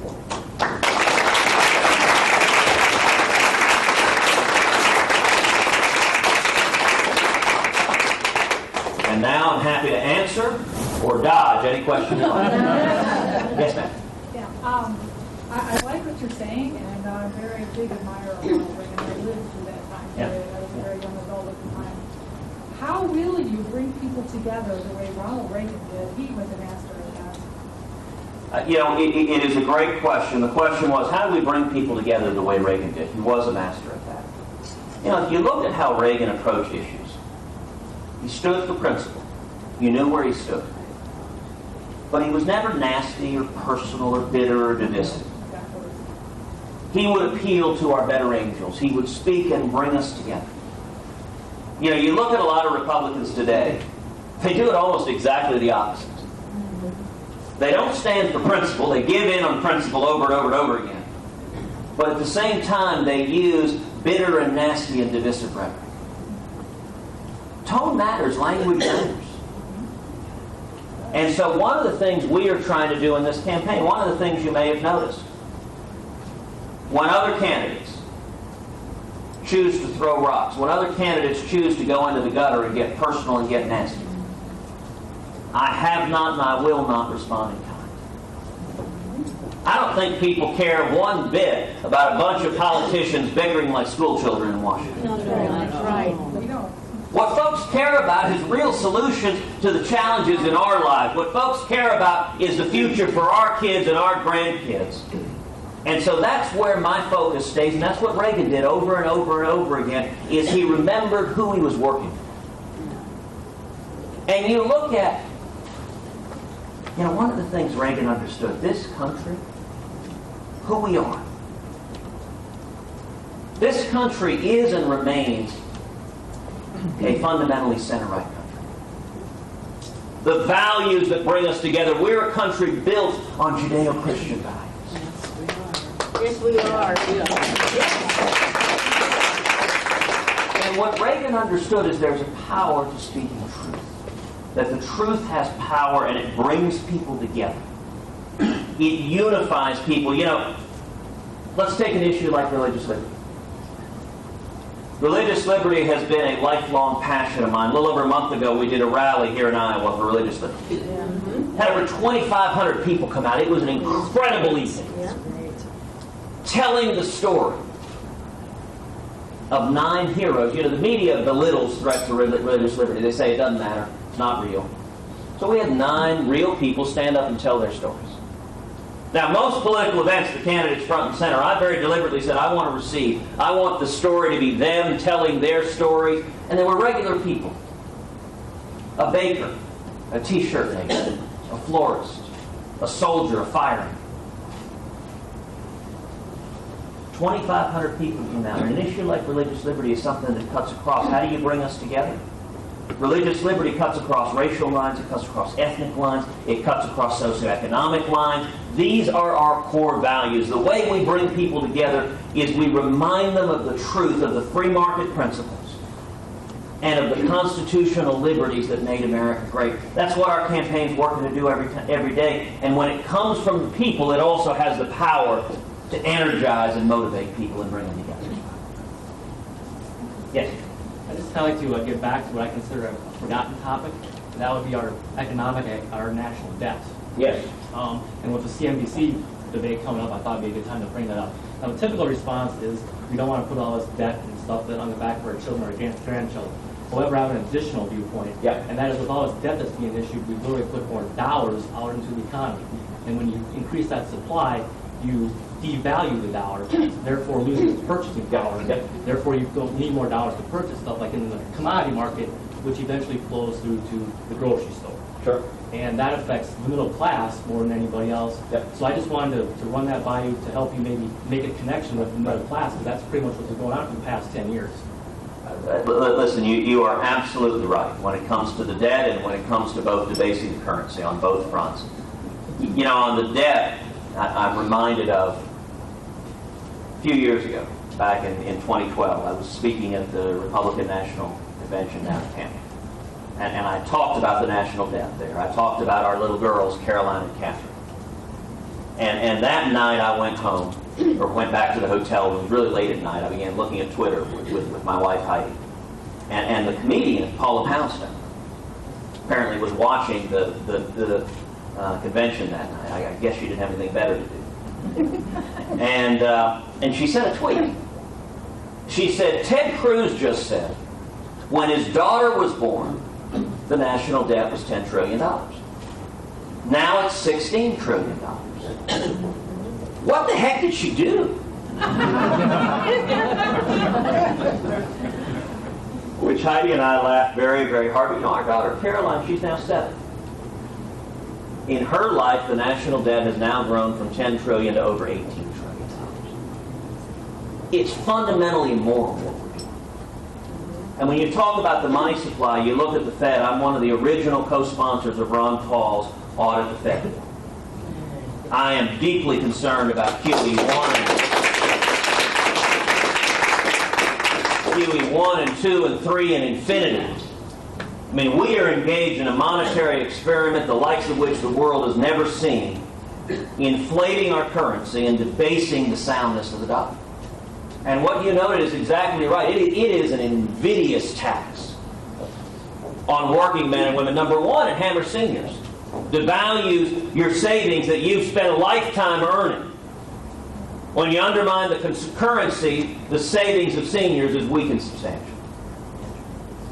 But then for working men and women, look, if you're a single mom struggling to make ends meet, what have you seen happen in the last 6.5 years? You've seen the price of milk go up, the price of eggs go up, you've seen the price of chicken go up, you've seen the price of ground beef go up. You've seen your electric bills go through the roof. You've seen your health insurance skyrocket. And in that whole time, your wages have stagnated or gone down. That's the reality of what we're doing. The people are getting hammered. The rich do great, by the way. Do you know the top 1%, the millionaires and billionaires, that the president always demagogues? They earn a higher share of our income than any year since 1928. Those who walk the corridors of power in the Obama administration have gotten fat and happy, but this campaign is all about hard-working men and women who want to believe again in the promise of America. Yes, sir. First of all, I'd like to thank you for your service to the country as senator, because your record speaks for itself. What I don't understand is we have two so-called outsiders that are leading the polls right now. This morning I looked, and you had moved up into third place, thankfully so. But when you're in Washington, you seem to be an outsider there. So how do you intend to deal with that? Well, thank you, sir, and thank you for your service. Thank you for serving the country. I will acknowledge what I'm in the Senate dining room. I've sometimes wondered if I need food sticks.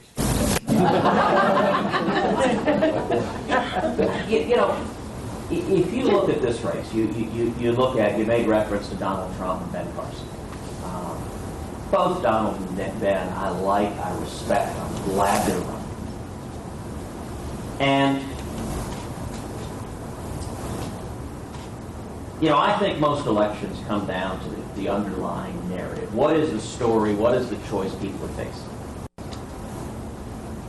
Sun Tzu said every battle is won before it's fought. It's won by choosing the terrain on which the battle will be fought. That's the basic narrative. And one of the things I'm most grateful to Donald Trump about is he has framed the central narrative of this Republican primary as who will stand up to Washington. Now, if that's the central question, the natural next question is who has stood up to Washington. That's right.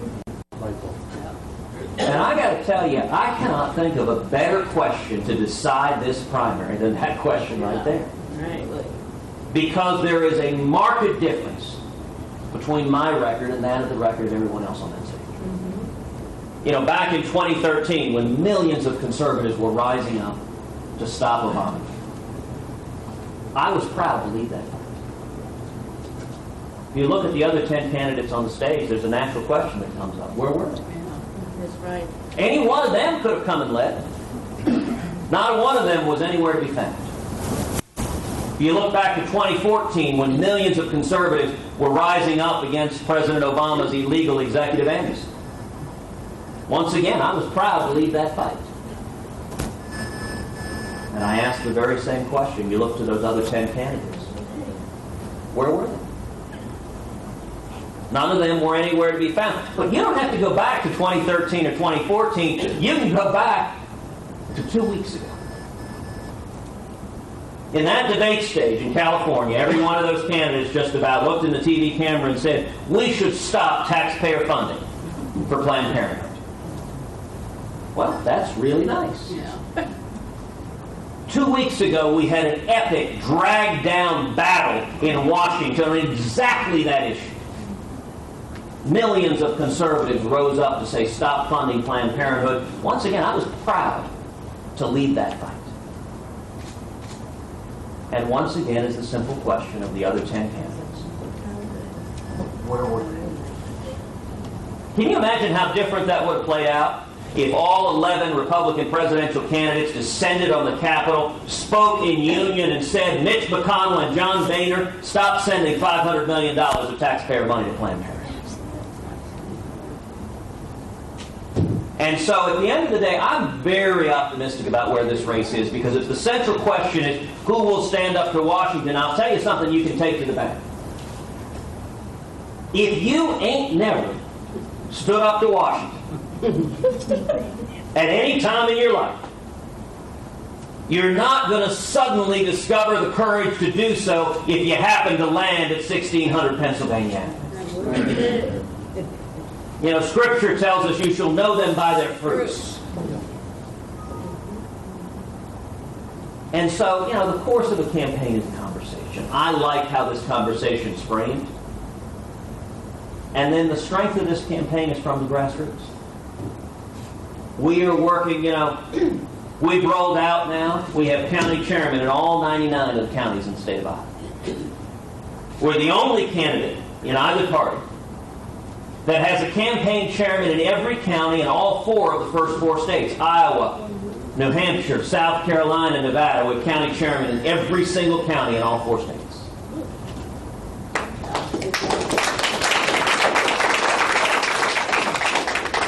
And then on top of that, you look at the fundraising side. In just over 6 months, we've raised $26.5 million from over 350,000 contributions. The average contribution last quarter was $66. That's the power of the grassroots. Absolutely. So, I believe that our momentum is steadily growing. and that the question that voters are asking when they begin looking at the candidates, they will see a very real difference in the records. And I'm very encouraged. I think Iowa could not be more important. And look, one of the things I think is great about Iowa, you know, we're seeing now the Washington establishment talking about wanting to end Iowa's role as first in the nation and end New Hampshire's role. I think that is lunacy. I think it's a terrible idea. I'm with you. Well, and let me tell you why as a Texan. Listen, if we started primaries in big states, if we did primaries in Texas or New York or California, it'd be decided by giant, slick Hollywood TV ads, all artificially created in the studio. That would be horrible for this country. Look, one of the things that I have grown to love about the state of Iowa is how seriously y'all take your politics. That's a great thing, that you have the ability to look someone in the eyes. Say, all right, are you telling the truth or are you blowing smoke? That is doing a service. Every one of you is a proxy for thousands of Americans that don't get the chance to do this, to examine and press down and not believe the hot air and the smoke, but get down to the truth. And that's part of where my optimism comes, because I think when you get down to the truth, the difference between my record and the other candidates is pretty marked, and that's what this process of the campaign is all about. Yes? I've been reading for the Did last... you play a role in beating Oklahoma this weekend? Sorry, I had to play. I've lost it. I've been reading for the last few weeks in the media that Medicare is going to be significantly raising the premiums for seniors for Medicare.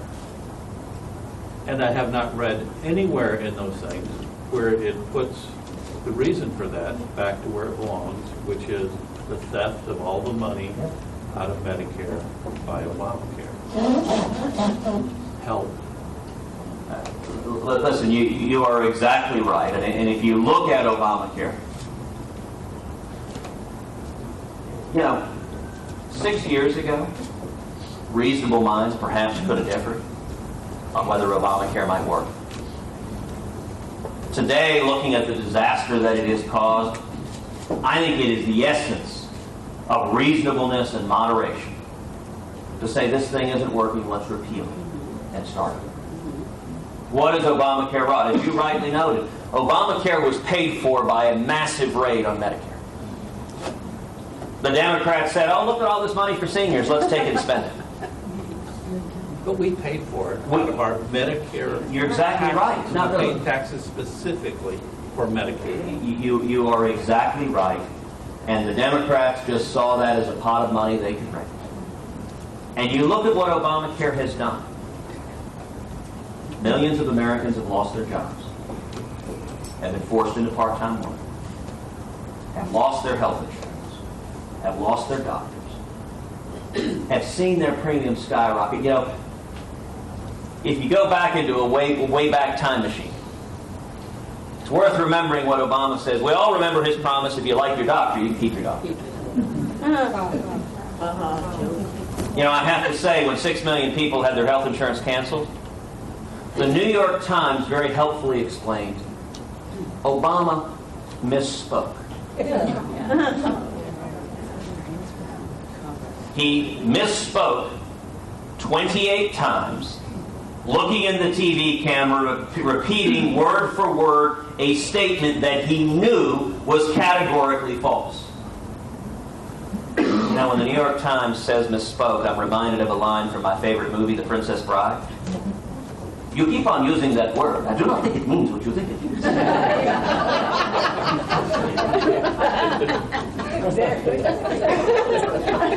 And then you look at premiums. The president promised, under Obamacare, the average family's premiums would decrease $2,500. That's inconceivable. All right, now that's the best line of the morning. Hello, my name is Inigo Montoya. Prepare to die. We're playing all week. deductibles. In fact, the average family's premiums have risen over $3,000. That's right. Here's something I've suggested. It's a simple way to decide the general election. For anyone in America whose premiums have dropped $2,500, you should vote for Hillary Clinton. I'll take everybody else. There you go.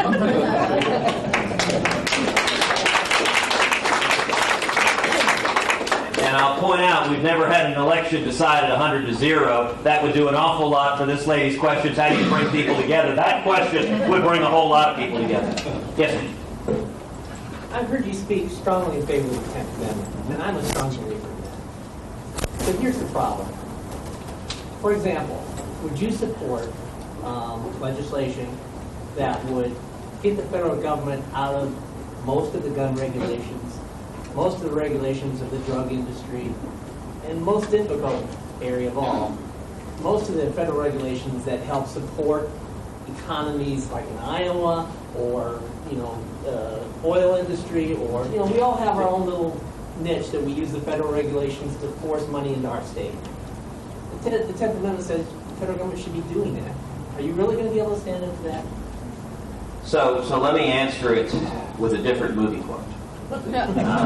This time from Jerry Maguire. You had me at hello.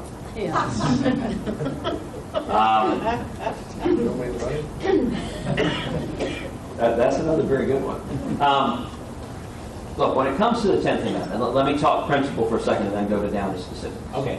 On principle, it's interesting. You see some candidates who they launch a presidential campaign and suddenly they become a fan of the 10th Amendment. For me, this has been, without exaggeration, a lifelong dedication.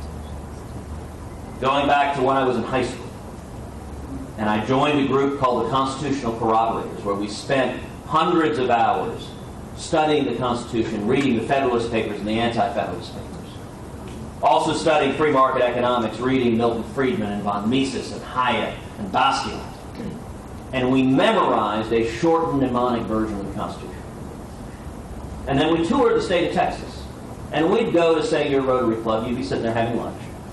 And 5 high school students, we would set up easels in the front of the room. And while you're having lunch, we would write from memory the entire Constitution of the United States. In shortened mnemonic form. Then we would write a definition of socialism. Government ownership or control of the means of production or distribution in an economy.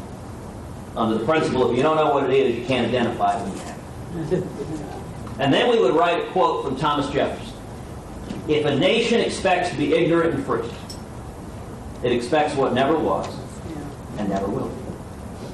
And in 4 years of high school, I gave about 80 speeches all over the state of Texas on free market economics of the Constitution. It became what I wanted to do. If you asked me at 14, 15, 16 years old, what do you want to do in life? I would have told you I want to defend free market principles in the Constitution.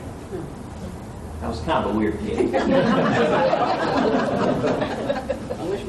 Move on to college. College, my senior thesis was on the 9th and 10th Amendments to the Constitution. I wrote a 100-page thesis. James Madison in the Federalist Papers said if men were angels, no government would be necessary. The great challenge in forming a government is to enable them to govern and at the same time to oblige them to govern themselves. So I entitled my thesis, Clipping the Wings of Angels. Before I was elected to the Senate, I spent 5.5 years as the Solicitor General of Texas, the chief lawyer for the state, in front of the United States Supreme Court, leading the fight for the 10th Amendment, fighting against federal powers, and we won major conservative victory after victory after victory. And in fact, when I stepped down as SG, I founded the Center for 10th Amendment Studies at the Texas Public Policy Foundation and led it. So when it comes to the 10th Amendment, I always enjoy seeing politicians who say, hey, this polls pretty well, maybe I should talk about it. Yeah. But for me, it is literally a lifelong commitment. Now, Congress has gotten so far away from the 10th Amendment, it is ridiculous. I think the 10th Amendment answers a great many issues. That we should trust the people. And I'll give an example, actually. Recently, and actually, I want to go back to this lady's opening question about bringing people together, because it's an example of also going to an environment that's not necessarily that friendly. A couple of weeks ago, I did the Stephen Colbert Show. Now, Colbert is not exactly a rock-ribbed conservative. So I was on his show. The first half of it, we had fun. We yucked it up. We told some jokes. But then the second half of it, Colbert does where every Hollywood media liberal goes. They immediately go gay marriage. Okay, you're a Republican. Why do you hate gay people? That's just his question. Question immediately. And my response, I said, Stephen, listen, I'm a constitutionalist. Under the Constitution, marriage is a question for the states. Now, Colbert's audience are predominantly Democrats, pretty liberal Democrats. So their response to it, they began booing. And by the way, a lot of the press coverage of that ended at that point. They loved, Cruz booed by Colbert, ha. It's interesting the coverage didn't actually cover what happened next. Where Colbert wanted to discuss this with me a little bit, and to Stephen's credit, he asked the crowd, look, don't boo him, he's my guest, don't boo him, let's be polite, which was, I appreciate.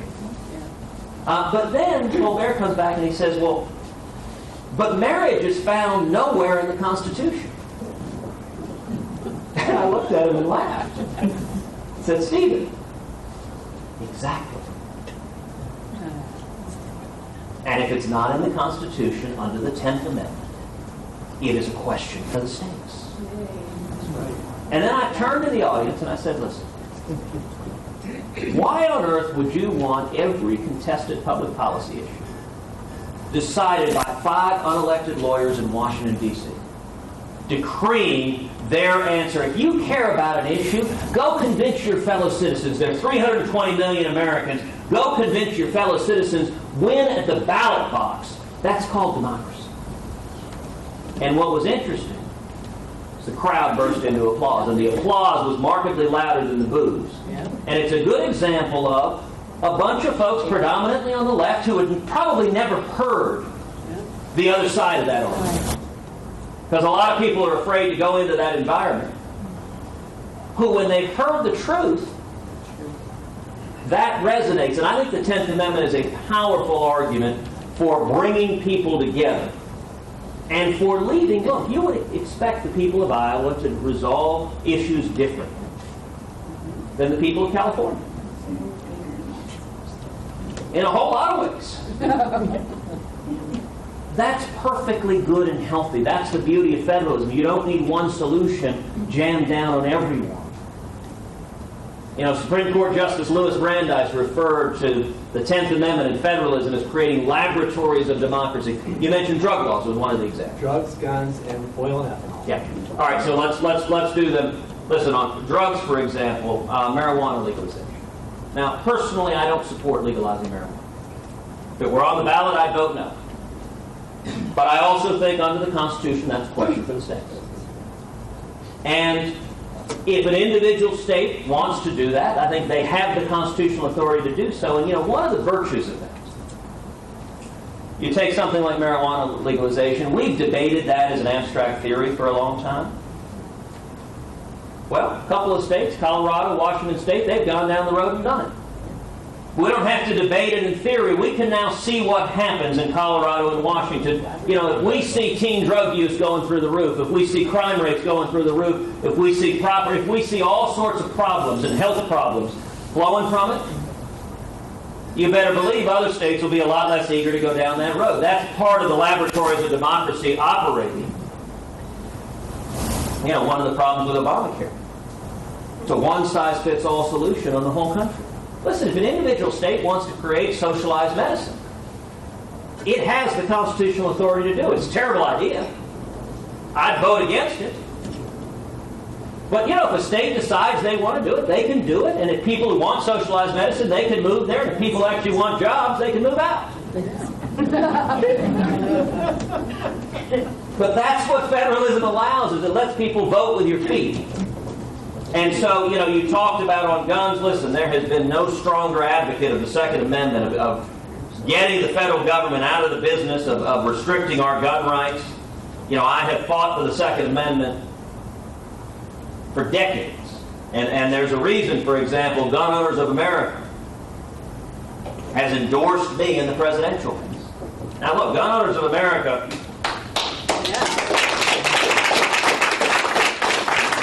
when it comes to defending our rights, are as rock-ribbed as you can get. And they said, listen, we've looked at all 17 of these candidates. They talk a good game, but the one that has the record, that has stood up and fought over and over again for the Second Amendment, is Cruz. And let me talk finally about subsidies and cronyism and corporate welfare. There is nobody in the United States Senate who has fought harder against subsidies and cronyism and corporate welfare. It is a corrupt system. It's part of why Washington is fighting back so hard. You look at where the lobbyists are. Everyone that has a vested interest in keeping the gravy train going, they're all supporting other candidates in this race. Because they know, actually, for a lot of them, it doesn't matter whether it's the Democrat or the Republican, government will keep growing. It'll keep picking winners and losers. It'll keep penalties. And I have been leading the fight. And listen, I'll give an example that may or may not be all that popular. Let's do an example here in Iowa of ethanol. About 6 months ago, there was a big agriculture summit.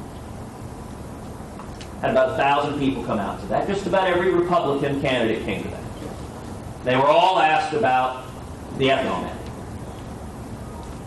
Every other Republican came out in support of the ethanol mandate, including several that actually campaigned against it.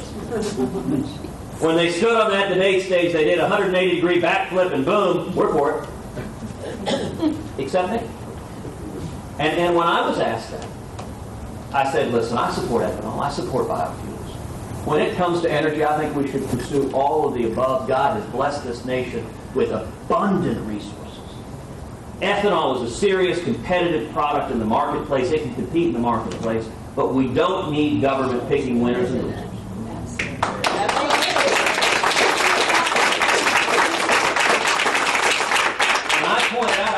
I filed legislation to end the ethanol mandate, to phase it out in 5 years, and to end, by the way, all the other mandates, to take government out of that business. And I have to tell you, when I said that, I really didn't know if I'd get booed and they'd throw tomatoes at me. I mean, this was 1,000 of the biggest ethanol producers in the state. And the entire purpose of this conference was to ask that question. And what I went on to say is, I said, listen, I understand that an awful lot of folks here that you may not like this answer. I get that. I understand you'd be much happier with me saying, I will support the mandate forever and ever and ever. But every one of us has seen politicians that goes to one group and says one thing, and then goes to another group and says another thing. We know what happens. They go to Washington, and they don't do what they said they would. And what I told folks there is, I said, listen, with me you can count on me for two things. Number one, I'm going to tell you the truth. And number two, I'm going to do what I said I would do. And the entire crowd burst into applause. And when I left the stage, got a standing ovation from the ethanol producers after telling them we should end the ethanol mandate. I think the reason is simple. Listen, if you get the federal government... Now, I don't think you should just pick one industry and pick on them. I think you should have market access and it should be fair for everyone. But if you look at, for example, taking on the regulatory stuff. Let's talk about the waters of the United States. Just came out of the EPA. Terrible regulation, trying to turn just about every drainage ditch on every farm or ranch or your backyard, turn it into navigable waters and rain. Now, I've said if I'm elected president, we're going to repeal the waters of the United States.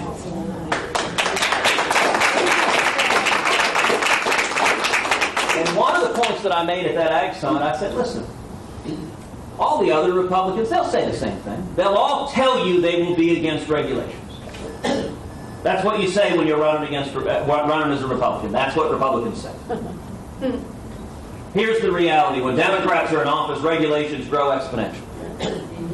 When Republicans are in office, they continue to grow. Just a little more slowly. So a friend of mine suggested we should make a bumper sticker.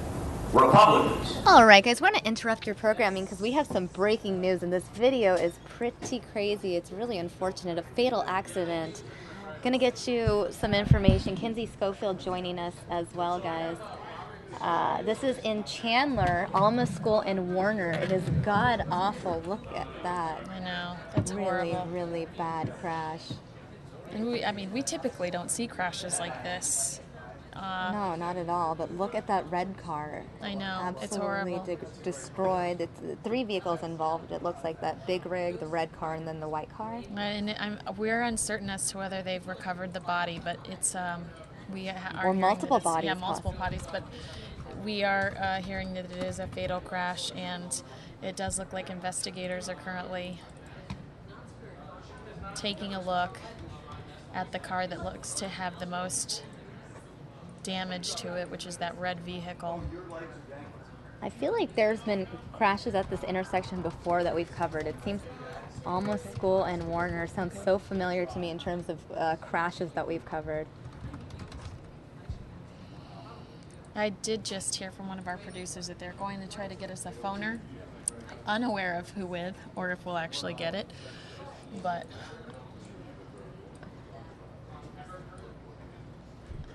I can't even I am relieved that we rarely see incidents that are this horrific. This is really bad.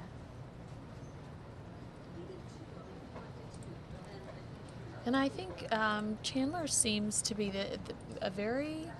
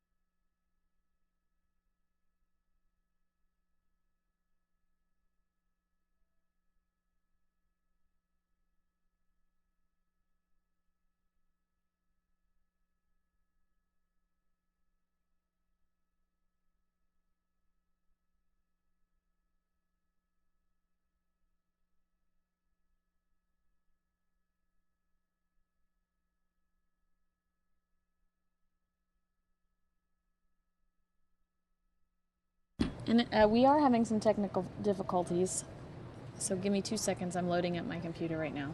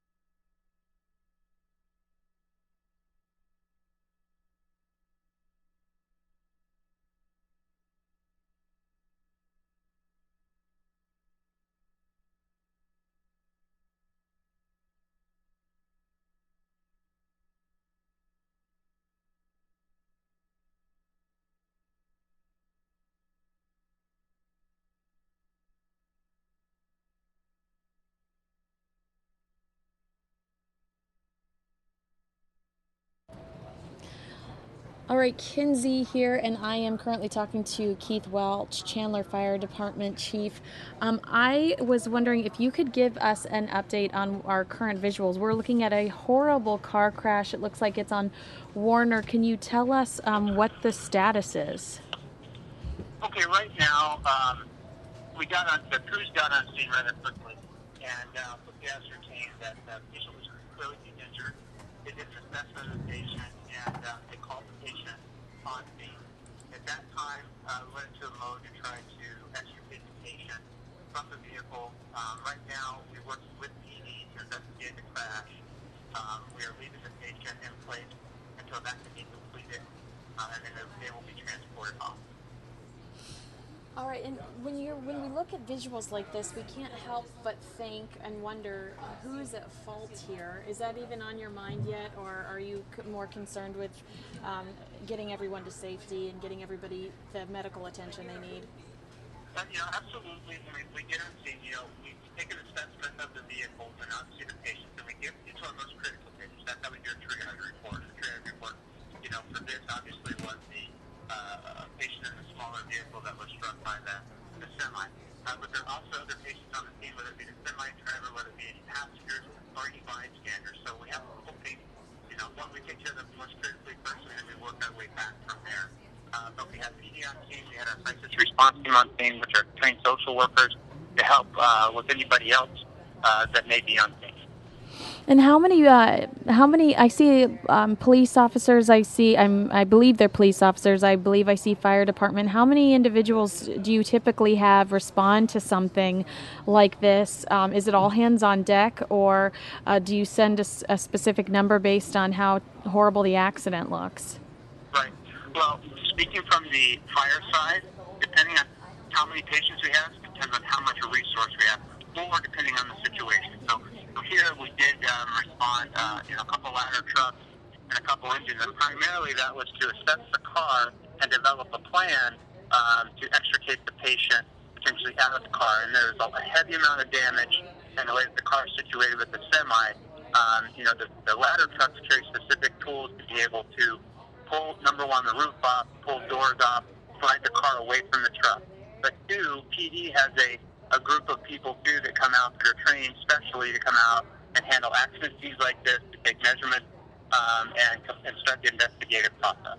Interesting. And as far as the investigation process is concerned, it looks like this is going to be an area that you guys are going to take over for quite some time. Typically, how long are you there investigating? How long should people avoid this area? Well, it's unknown right now how long it's going to be closed. I would say it is a very safe bet that this will be closed through the rush hour time frame, which Wow. Obviously right now is 4 through about 6 or 7 o'clock.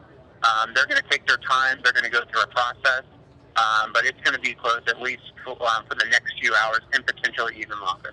Oh, wow. All right. Well, I greatly appreciate you giving us this update. Let us know if anything changes, and we will keep our audience, we will let them know in regards to traffic, how long to avoid this area. We have everybody that's involved in our thoughts and prayers, and we hope everyone ends up to be all right. Okay. Thank you. Thank you. All right, we're going to stay on this visual for a little while here, and then I will get you back to Ted Cruz.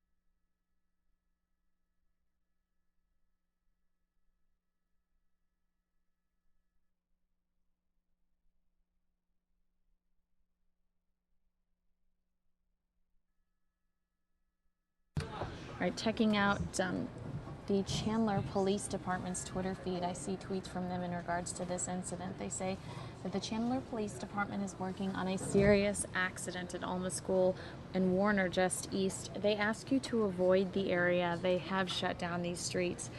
And it is, they said 23 minutes ago that it is a fatal crash. We are praying for everyone involved and their families, obviously, between Alma School Road and Arizona Avenue on Warner Road. And they are still asking people to avoid this area for the next several hours while they avoid the crash, or while they work the crash scene.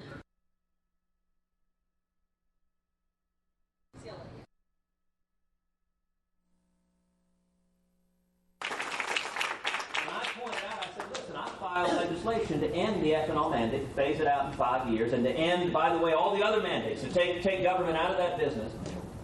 And I have to tell you, when I said that, I really didn't know if I'd get booed and they'd throw tomatoes at me. I mean, this was 1,000 of the biggest ethanol producers in the state.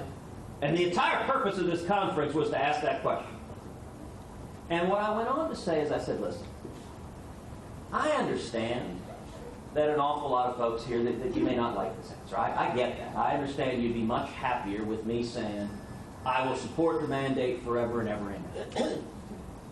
But every one of us has seen politicians that goes to one group and says one thing, and then goes to another group and says another thing. We know what happens. They go to Washington, and they don't do what they said they would. And what I told folks there is, I said, listen, with me you can count on me for two things. Number one, I'm going to tell you the truth. And number two, I'm going to do what I said I would do. And the entire crowd burst into applause. And when I left the stage, got a standing ovation from the ethanol producers after telling them we should end the ethanol mandate. I think the reason is simple. Listen, if you get the federal government... Now, I don't think you should just pick one industry and pick on them. I think you should have market access, and it should be fair for everyone. But if you look at, for example, taking on the regulatory stuff. Let's talk about the waters of the United States. Just came out of the EPA. Terrible regulation, trying to turn just about every drainage ditch on every farm or ranch in your backyard, turn it into navigable waters and rain. Now, I've said if I'm elected president, we're going to repeal the waters of the United States.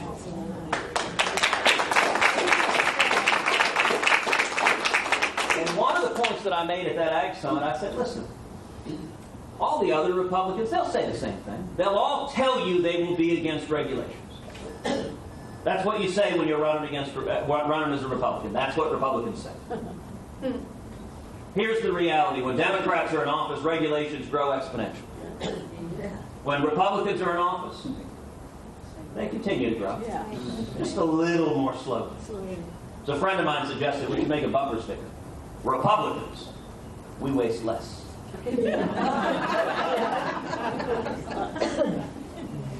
And here's the reason why. How many of y'all remember the beginning of the George W. Bush administration? One of the first big issues in the first couple of weeks was arsenic. An EPA rule dealing with arsenic in the water that the administration took on, and the media went nuts. Said President Bush wants our kids to drink arsenic and die. I mean, it became dominating the news. It was what everyone was talking about.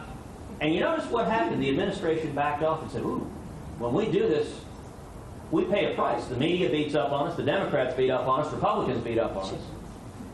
Let's just leave it alone. So what I told folks is, look, the difference is on something like taking on regulations. Others are engaged in cheap talk, like the 10th Amendment. The difference is that I will do this, and I give you my word. If I am elected president, when I leave office, the body of federal regulations will be materially smaller and human liberty an equal amount larger.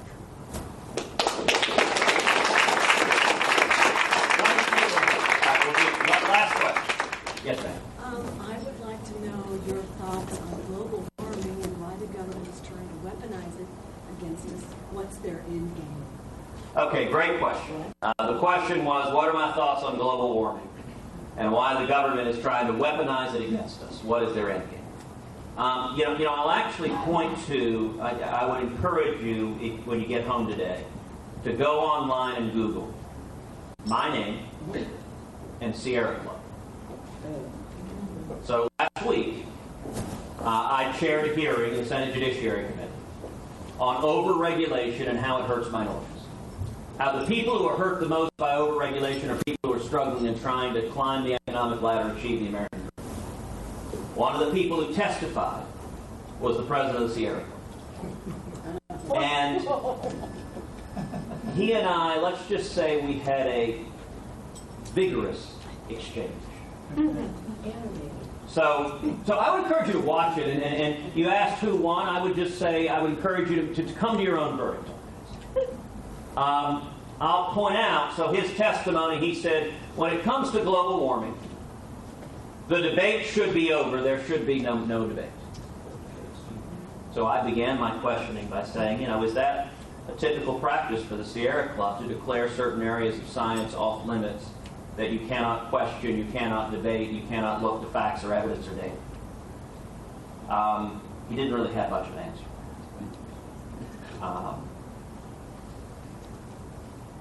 I then said, well, it seems to me, listen, I'm the son of two scientists. My parents are mathematicians, computer programmers. My dad was a self-taught geophysicist. It is the essence of science to question. Literally, the scientific method is you start with a hypothesis, and then you look to evidence, not to prove it, but to disprove it. That's how the scientific method works, is to prove your hypothesis false. So I said, look, I think policy should be driven, and science should be driven by the facts and the data. So I asked the president of the Sierra Club, what do you do with the fact that the satellite data demonstrate in the last 18 years there has been no significant warming whatsoever? He had no idea what I was talking about. He startled, was silent for a number of seconds, turned to his advisors, was just asking, what is this, what is this, what is this? Stolen film. So you can see him asking. He finally stepped up, and there's one bogus statistic that the left loves, where they say 97% of climate scientists agree, therefore game over. So he repeated that sentence. Now, it's an entirely bogus study that is not based on fact, but that was his one statement. And I said, well, look, be that as it may. The computer models that you are saying we should jack up everyone's electric bills, make it harder for people to make ends meet, the computer models say we should be seeing significant warming. The problem is, when you actually go and measure the temperature with the satellites, it ain't happening. I asked him then, are you familiar with the term, the pause? Again, deer in headlights. Again, silence. He turns and confers with his advisors back and forth, and then he just turns and looks at me and doesn't answer. It's a very odd thing. So let me try that again. Are you familiar with the term, the pause? Yes, I am. To what does it refer? Silence. He was telling you. Sir? Oh, he was demonstrating a pause. Yeah, that's pretty good. I said, sir, you just said you're familiar with the term. Could you please tell the committee to what it refers? He confers with his team. He says something that happened in the 1940s, which, by the way, is ludicrous. So what the pause, in fact, is the term that the global warming alarmists have invented to explain the last 18 years there hasn't been warming. That's what they call it. Well, it's the pause. You're just referring to the pause. I mean, the fact they say it, but they then simultaneously say, and you're lying when you say it's happening. We call it the pause. Why did we invent a term for it if it's not happening? It really is by the... But the circular reasoning is hysterical. There was another lefty rag. You guys can have fun with this and write on this. There was another lefty rag that took this on, and they said, okay, here's one of their attacks. You know, Cruz's 18-year figure is cherry picking. Because 18 years ago it was unusually warm. Okay? Now, anyone making this argument, you're familiar with the word literate, meaning can you read? There's a related term called numerate, which is do you understand basic numbers? Okay, fine. I'm just going to accept their premise that 18 years ago was unusually warm. You have 18 years ago, then 17 years ago, then 16, 15, 14, 13, 12, 11, 10, 9, 8, 7, 6, 5, 4, 3, 2, 1, all virtually identical.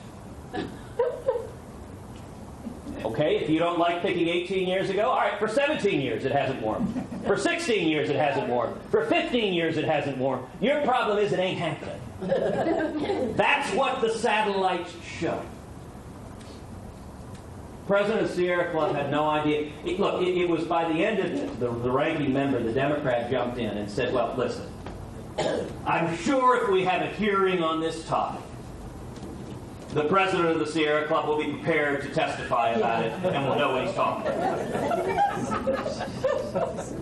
And he said, well, it's a little unfair to ask him these questions. I had to respond. There's Chris Coons, and very nice guy, he's a Democrat. And I said, well, I would note, this is a hearing on overregulation. The entire content of his written testimony and oral testimony focused on global warming. When I asked him the evidence behind his theory, he couldn't answer it. So, by the way, if you will note at the last debate, any of you guys noticed CNN asked a question about global warming? And a couple of folks answered, and they said, are you a global warming skeptic? The two folks that answered, Governor Walker, Senator Rubio, they didn't want to be a skeptic. Well, some of my donors in California like global warming, so let me not answer that quite. And if you may recall, I jumped in because they didn't want to take it on. I said, Jake, if you want a skeptic, I'm right here. Come on, big guy. Let's actually talk facts and data. And if you look the look on his face, no. Do not interrupt this debate with any facts. And this goes back to where we started, that the truth has power. That just standing up and speaking the truth has power. And doing it also with a smile. You don't have to be mean. You don't have to be unhappy. You can be joyful and happy speaking the truth, is what Reagan did over and over and over again. I'm reminded of a great story. Reagan's riding in the back of a car at University of California, Berkeley, and all of these hippies are protesting, and they got long hair and Birkenstocks, and they're having some, I don't know what they're protesting, whatever they were protesting at the moment. But they're holding up signs, and one of the signs said, "We are the future." And they begin chanting, "We are the future." And Reagan gets a piece of paper and writes on it and holds it up to the window, and he says, "I'll sell my bonds." If you tell the truth with a smile, it has power. Let me just say, wrapping up to everyone here, thank you for coming out. Thank you for spending the time. And my request of each of you is I ask for your help. This is a fight where if we're going to take on the Washington cartel, if we're going to turn around what's going on, it has to come from the grassroots. I would ask every one of you to volunteer. I want to introduce in the back Brian English, who is our state director.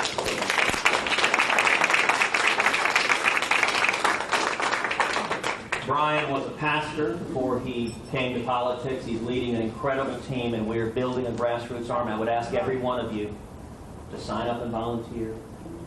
Be a precinct chairman, be part of our leadership team, volunteer to come out to the caucuses, and volunteer to help get your friends.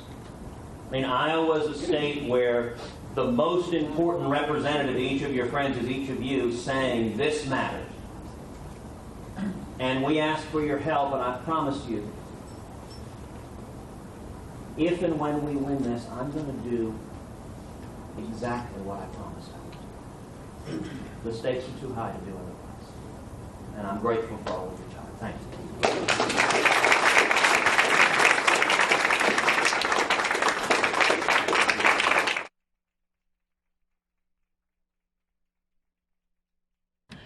Hi guys, Kinsey Schofield here. I'm talking. Samia and I have enjoyed watching these candidates today. They can see her arm. Hi guys. Yeah. We're watching Lindsey Graham next, but we had plenty of We have so Plenty many of Ted Cruz. So many people are you speaking got the today. coolest candidate who's not running for president this time. You got to talk to John McCain today, Senator John McCain. It feels very political today. There's so many other questions I wanted to ask him. Well, there's always next time, but what are some of the questions? Well, I wanted to ask him if he had advice for the people currently campaigning.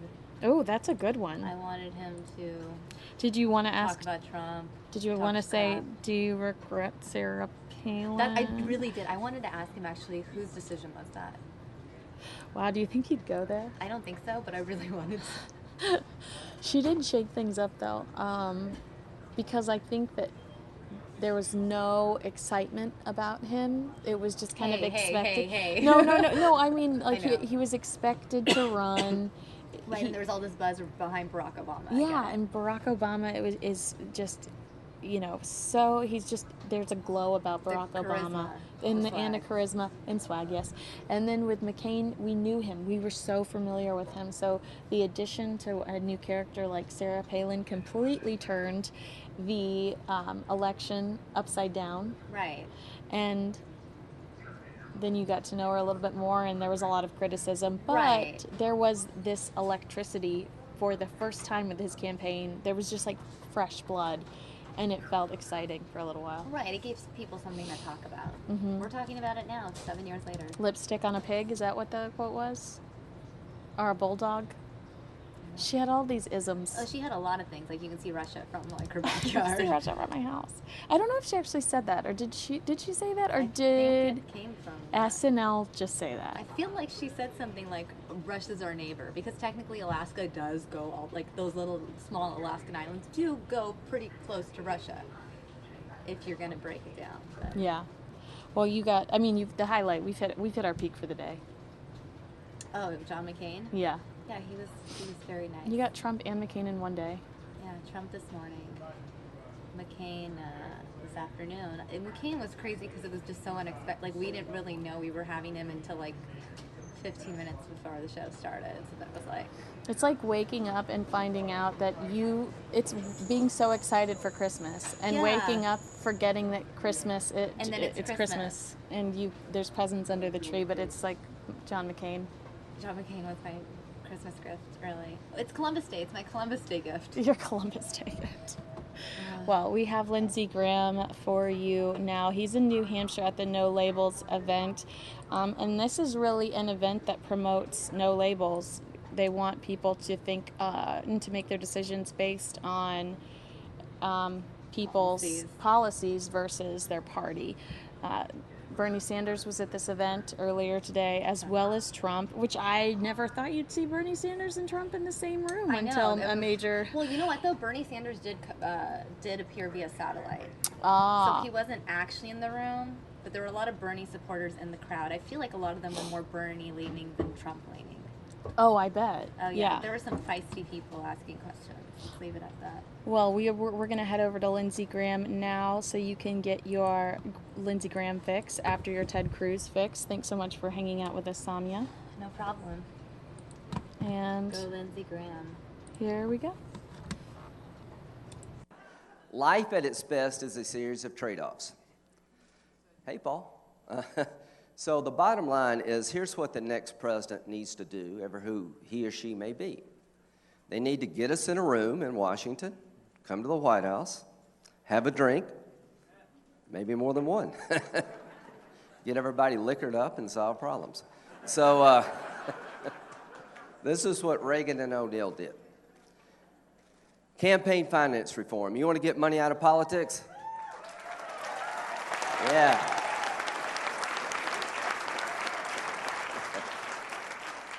Join my campaign. We've accomplished that.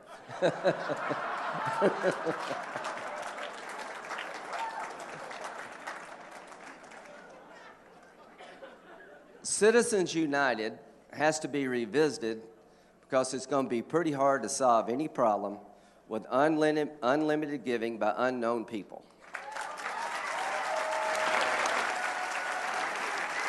So, it will probably take a constitutional amendment, but I think there's a way to get there.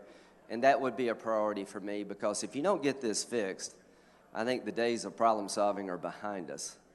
When you got 158 families financing half, giving half the money. Now, one, I want to know who they are, by the way. Call them up. Something's broken there. Debt. Do you all agree that debt is a no-label problem? The debt that we're about to pass on future generations could care less if you're a Republican family or a Democratic family. Now, what drives the debt? Spending. Well, that's pretty clever. What drives the debt over time? Spending on what? Entitlement reform. How many of you think Social Security is worth saving? Me too. Social Security and Medicare are programs that people depend on for a quality of life when they retire. They're in jeopardy of being overwhelmed because 80 million baby boomers, of which I'm one, are going to retire in the next 20 years, 25 years. Anybody born from 46 to 64? Yeah. Anybody born after 64? Good luck. You're going to need it. So, have you heard of Simpson Bowles? All right. Here's what I would do if I were president. I would dust it off, and I'd use it as a template, because there's no way you can tax your way out of this problem. 80 million people are going to retire en masse. We're going to be down to 2 workers for every retiree in the next 20 years.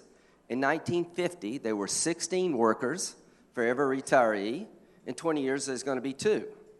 Now, Strom Thurmond had 4 kids after he was 67. If you're willing to do that, we may can turn this around.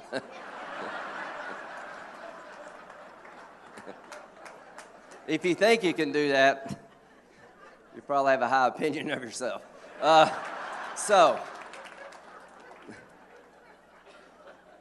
And I'm not betting on you can deliver, so I'm going to plan B.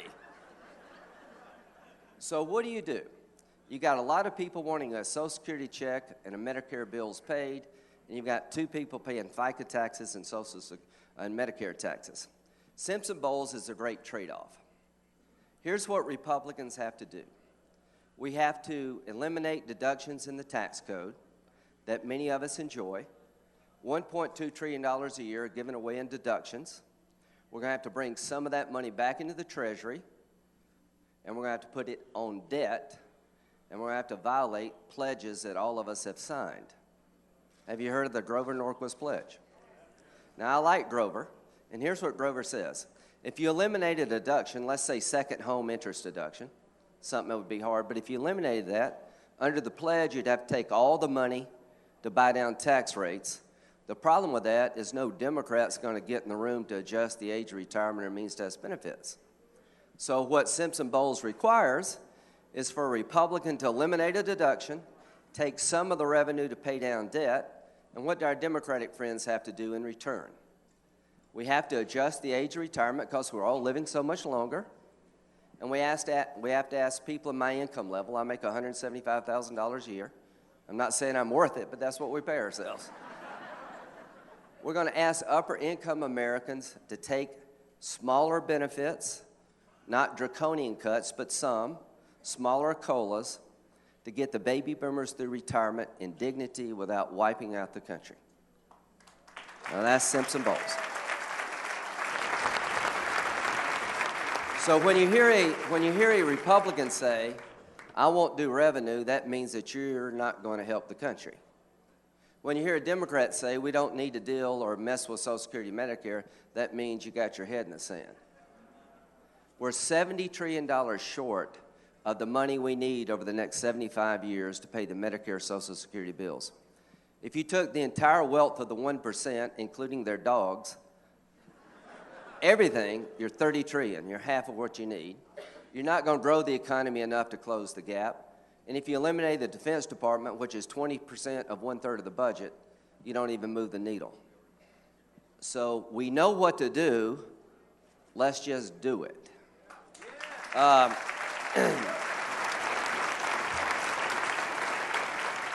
Immigration. I had 6 primary opponents over this one topic. I've been working on this for a decade. I'm called Lindsey Gramnesty and Lindsey Gomez. To all the Gomezes out there, I'll try to honor the family name. My big sin was I would sit down with Democrats and try to find a way forward to deal with a very difficult issue. Can I tell you what the trade-offs are simple. On the Republican side, once we secure the border, which we all want, once we increase legal immigration, which most of us believe we need, because you're down to 2 workers, unless you have a bunch of kids after you're 67, you better be looking around for workers.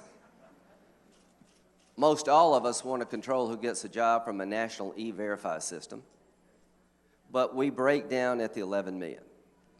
Here's the problem on my side of the aisle. We cannot seem to embrace a rational solution to the 11 million. Anytime you touch this is amnesty this and amnesty that. The one thing I'm here to tell you is that you can talk about immigration reform, you can vote for immigration reform in the reddest of red states, and you can still win, because I am still here.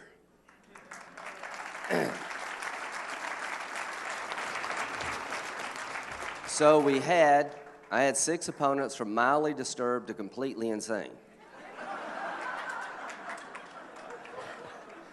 The insane guys is the one I worried the most about. I won by 41 points, and here's what I told people in South Carolina.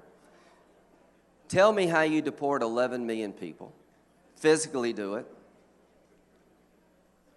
Tell me how you fix immigration without one Democratic vote. To my Democratic friends, if you will meet me in the middle, I will meet you in the middle, and we've done it time and time again. So,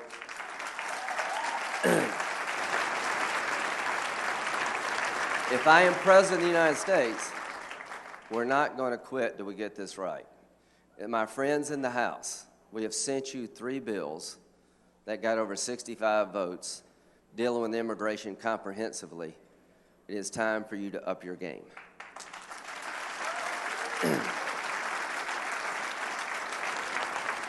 Once you secure your border, once you control who gets a job, once you increase legal immigration, no one wants a felon. As to the 11 million who are non-felons, you stay on our terms. You have to learn our language. I don't speak it well, but look how far I've come. You have to pay a fine. You have to pay taxes. You have to get in the back of the line. And you have to wait 10 years for a green card. But here's what I would never agree to. I hate the European model of second-class citizens. If we're going to let you stay here all of your life, we're going to let you be part of the country.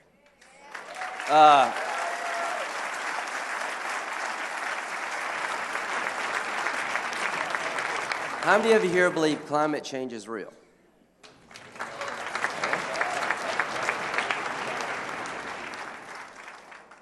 I do too.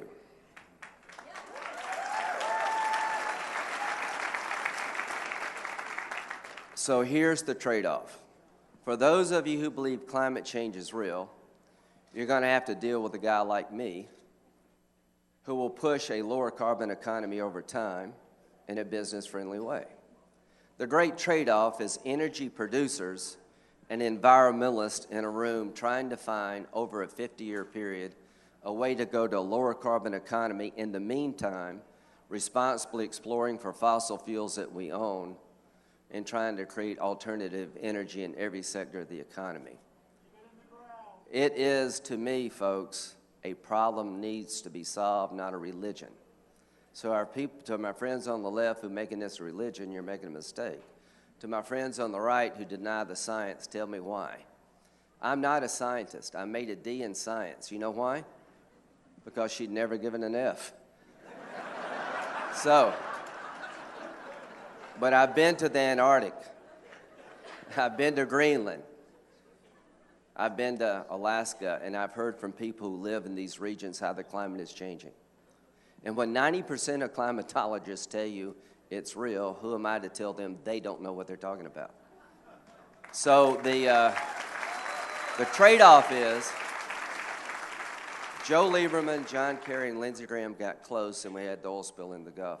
More nuclear power because it's a good job creating method of energy is non-emitting, exploring for oil and gas in a reasonable way, pushing low-carbon technologies, having the government involved until we can get a foothold on a lower carbon alternative energy economy, and setting carbon targets that would give America clean water and clean air. Those are the trade-offs.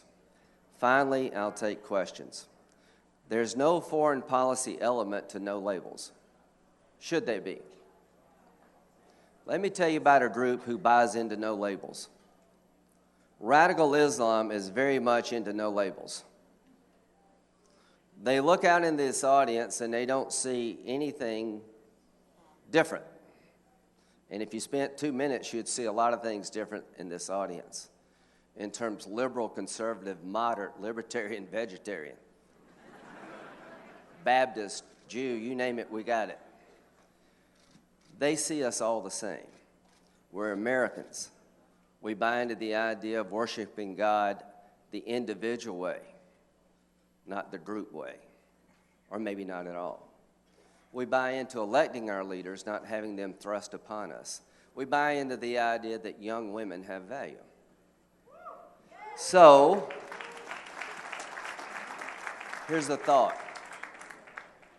If we can't agree that radical Islamic terrorists who crucify children, who sell women into slavery in the name of God, who slaughter everybody in the faith that disagrees with them, who throws gay couples off roofs, if we can't come together and say that we stand united against you, we're making a mistake.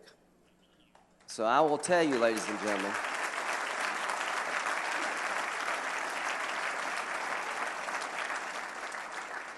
how to solve this problem with terrorism is a bit complicated. Uniting against it should be as easy as wanting to solve the other problems I just described. Let me just say this in ending. 3,000 of us died on 9/11 for one reason. They couldn't kill more of us. If they would, they could. I've never been more worried about another 9/11 than I am right now. The enemies of mankind, not just this nation, are getting stronger and getting more lethal by the day. I hope that no labels could find some accommodation for a foreign policy plank that says the following: America should lead, we should be involved, we should help others deal with a problem common to mankind. And it is more than dropping a bomb. I'm the chairman of the Foreign Operations Subcommittee in charge of all the foreign aid in the federal budget. I believe that the PEPFAR program that Bush created in Africa is making us safer, is making us better. I believe that foreign assistance will do more damage to radical Islam over the arc of time than a bomb. I believe that educating a young poor girl in a remote region in the Mideast is the ultimate antidote to terrorism.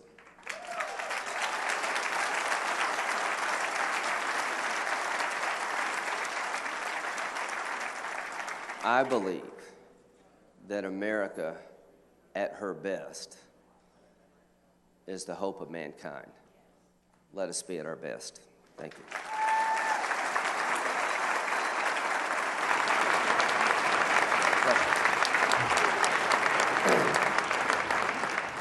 Senator, welcome to New Hampshire, Representative Baldessaro. My question to you is, it's a veterans issue, and I know you're a veteran. You've been up there many years. You all passed the Veterans Accountability Act, and a lot of people bragged about it and used veterans as political pawns, and not one person was fired.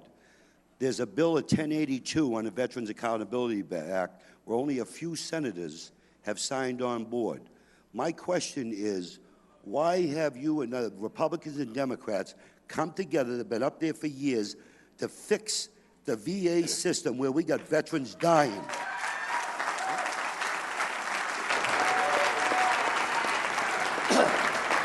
One, thank you for your service. The reform that we did pass with Senator McCain's leadership allows veterans a choice card.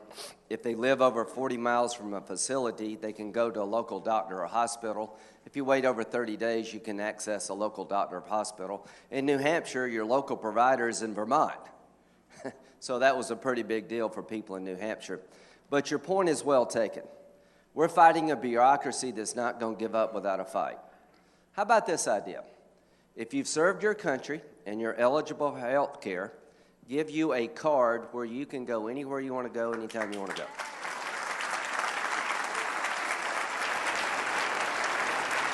Now,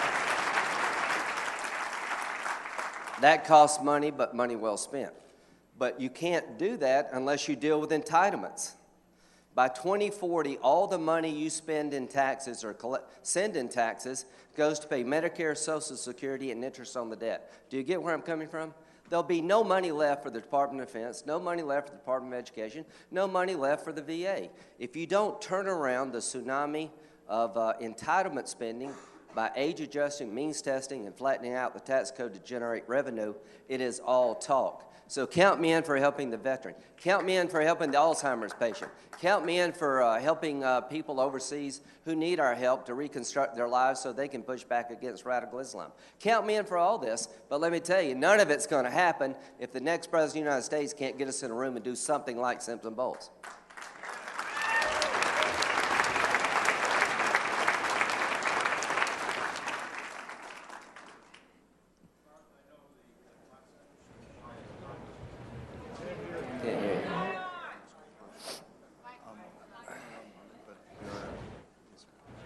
The crowd's turning on you. As far as I know, the Constitution requires Congress to declare war. Last time Congress declared war, to my knowledge, is December of '41. We've been in a lot of wars, and we haven't won very many since then. So would you require a congressional declaration of war before we go, and then if we declare war, go to win it? All right. I think we've declared war 5 times in the history of the nation. The one thing you can't have is 535 commander-in-chiefs. That's not a way to conduct military operations. So the bottom line is, would I seek congressional authorization to use force to destroy ISIL in Syria? Yes, I would. But I don't think I'm required to do so because I think ISIL is a direct threat to our homeland. How many of you believe that ISIL wants to hit us if they could?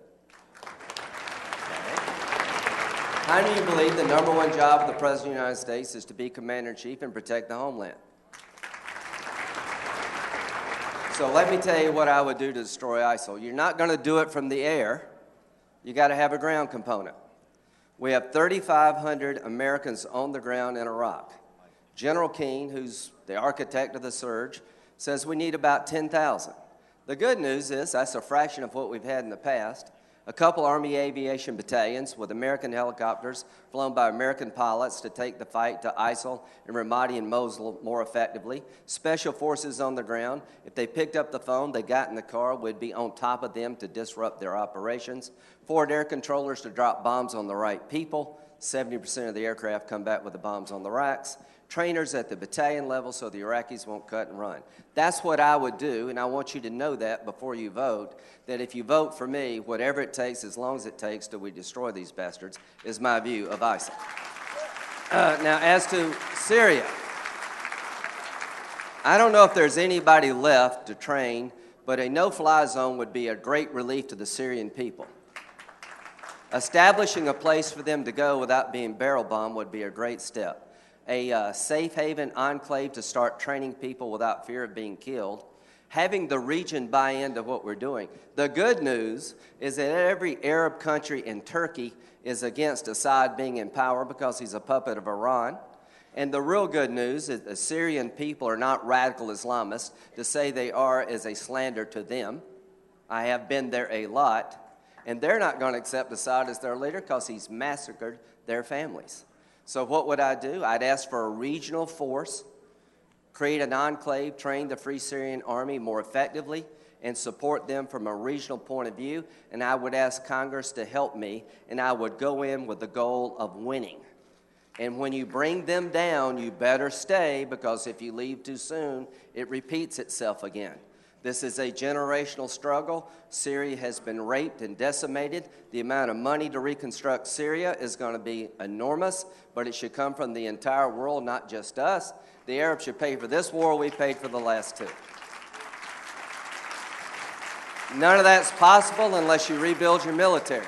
We're on track to have the smallest army since 1940. The smallest Navy since 1915.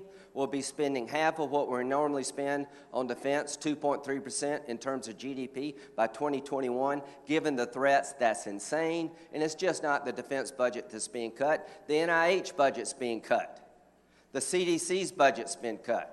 So let's replace these defense cuts, non-defense cuts across the board with more rational ways of getting out of debt, and that goes to entitlement reform and tax code reform. So the answer to your question is that I would seek Congress's blessing, but I would not let a dysfunctional Congress keep me from defending America against an enemy that is surely coming here. And I am fighting to win. Winning is my goal. Destroying these bastards is my goal. Hi, thank you, Senator Graham, for being here. Strong letter to follow. My name is Kyle Osting. I'm the No Labels College chapter leader at Indiana University. Just want to say, do you know anybody in New Hampshire? Do I know anybody in New Hampshire? Yeah, because Indiana is way down the road. I know, right? I just want to say, as a Republican as well, thank you for running for president and for being a voice of reason in this race. It's much appreciated. A few years ago, Wall Street crashed and they got a bailout, while the middle class still crashed and they haven't gotten a bailout. Today, Wall Street is doing greater than ever. What is your plan specifically to make sure that Main Street gets their bailout, because it's long overdue? Thank you. Okay, thank you.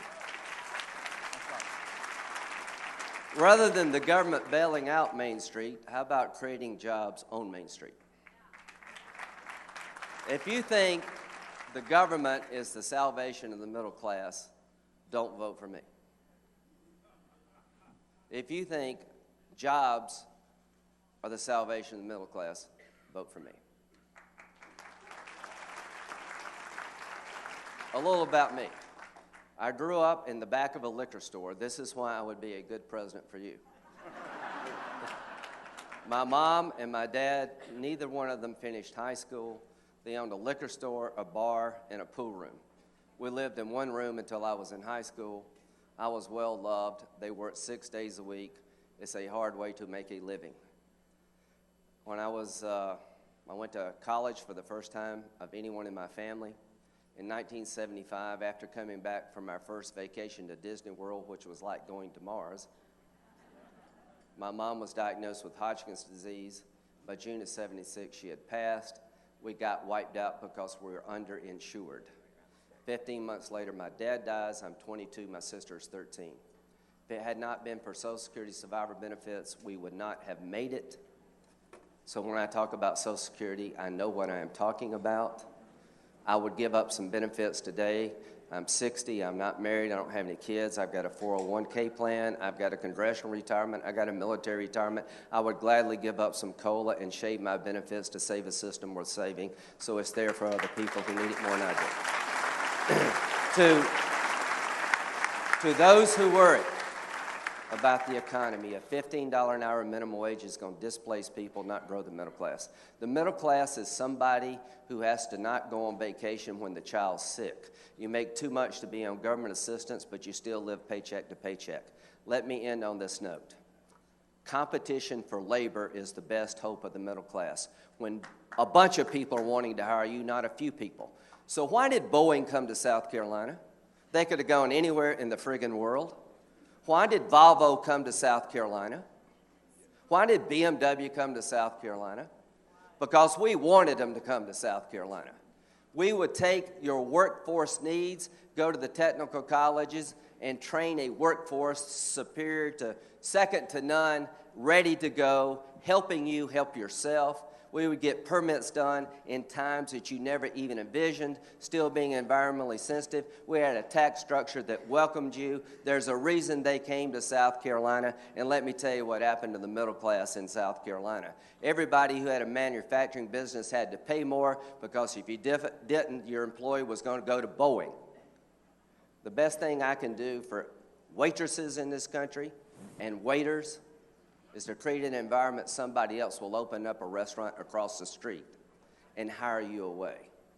I want to take what we did in South Carolina to Washington. I want to unleash the greatest economy in the world. People are more screwed up than we are.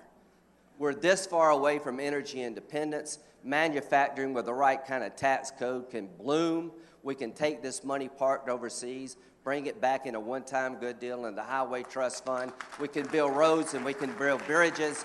And these technologies you have in your pocket may be made in China, but they were invented here. Our best days are ahead. We're going to lean into our enemies. We're going to hold each other, and we're going to solve problems for the good of us all. Thank you very, very much.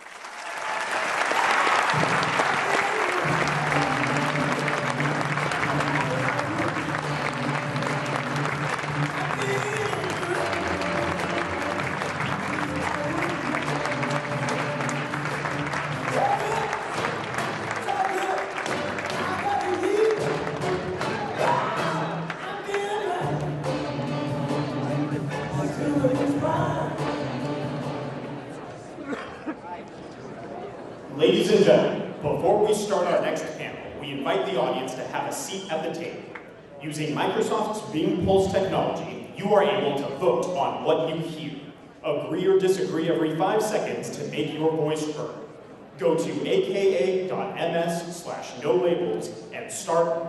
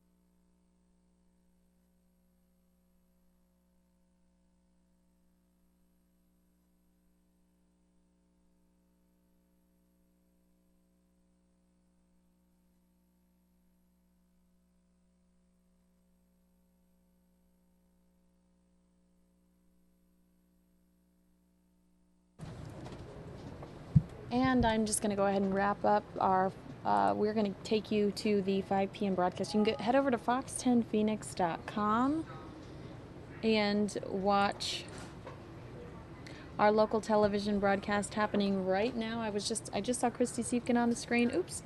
But it looks like John Hook is on the screen right now, talking about Tyler Cost in court.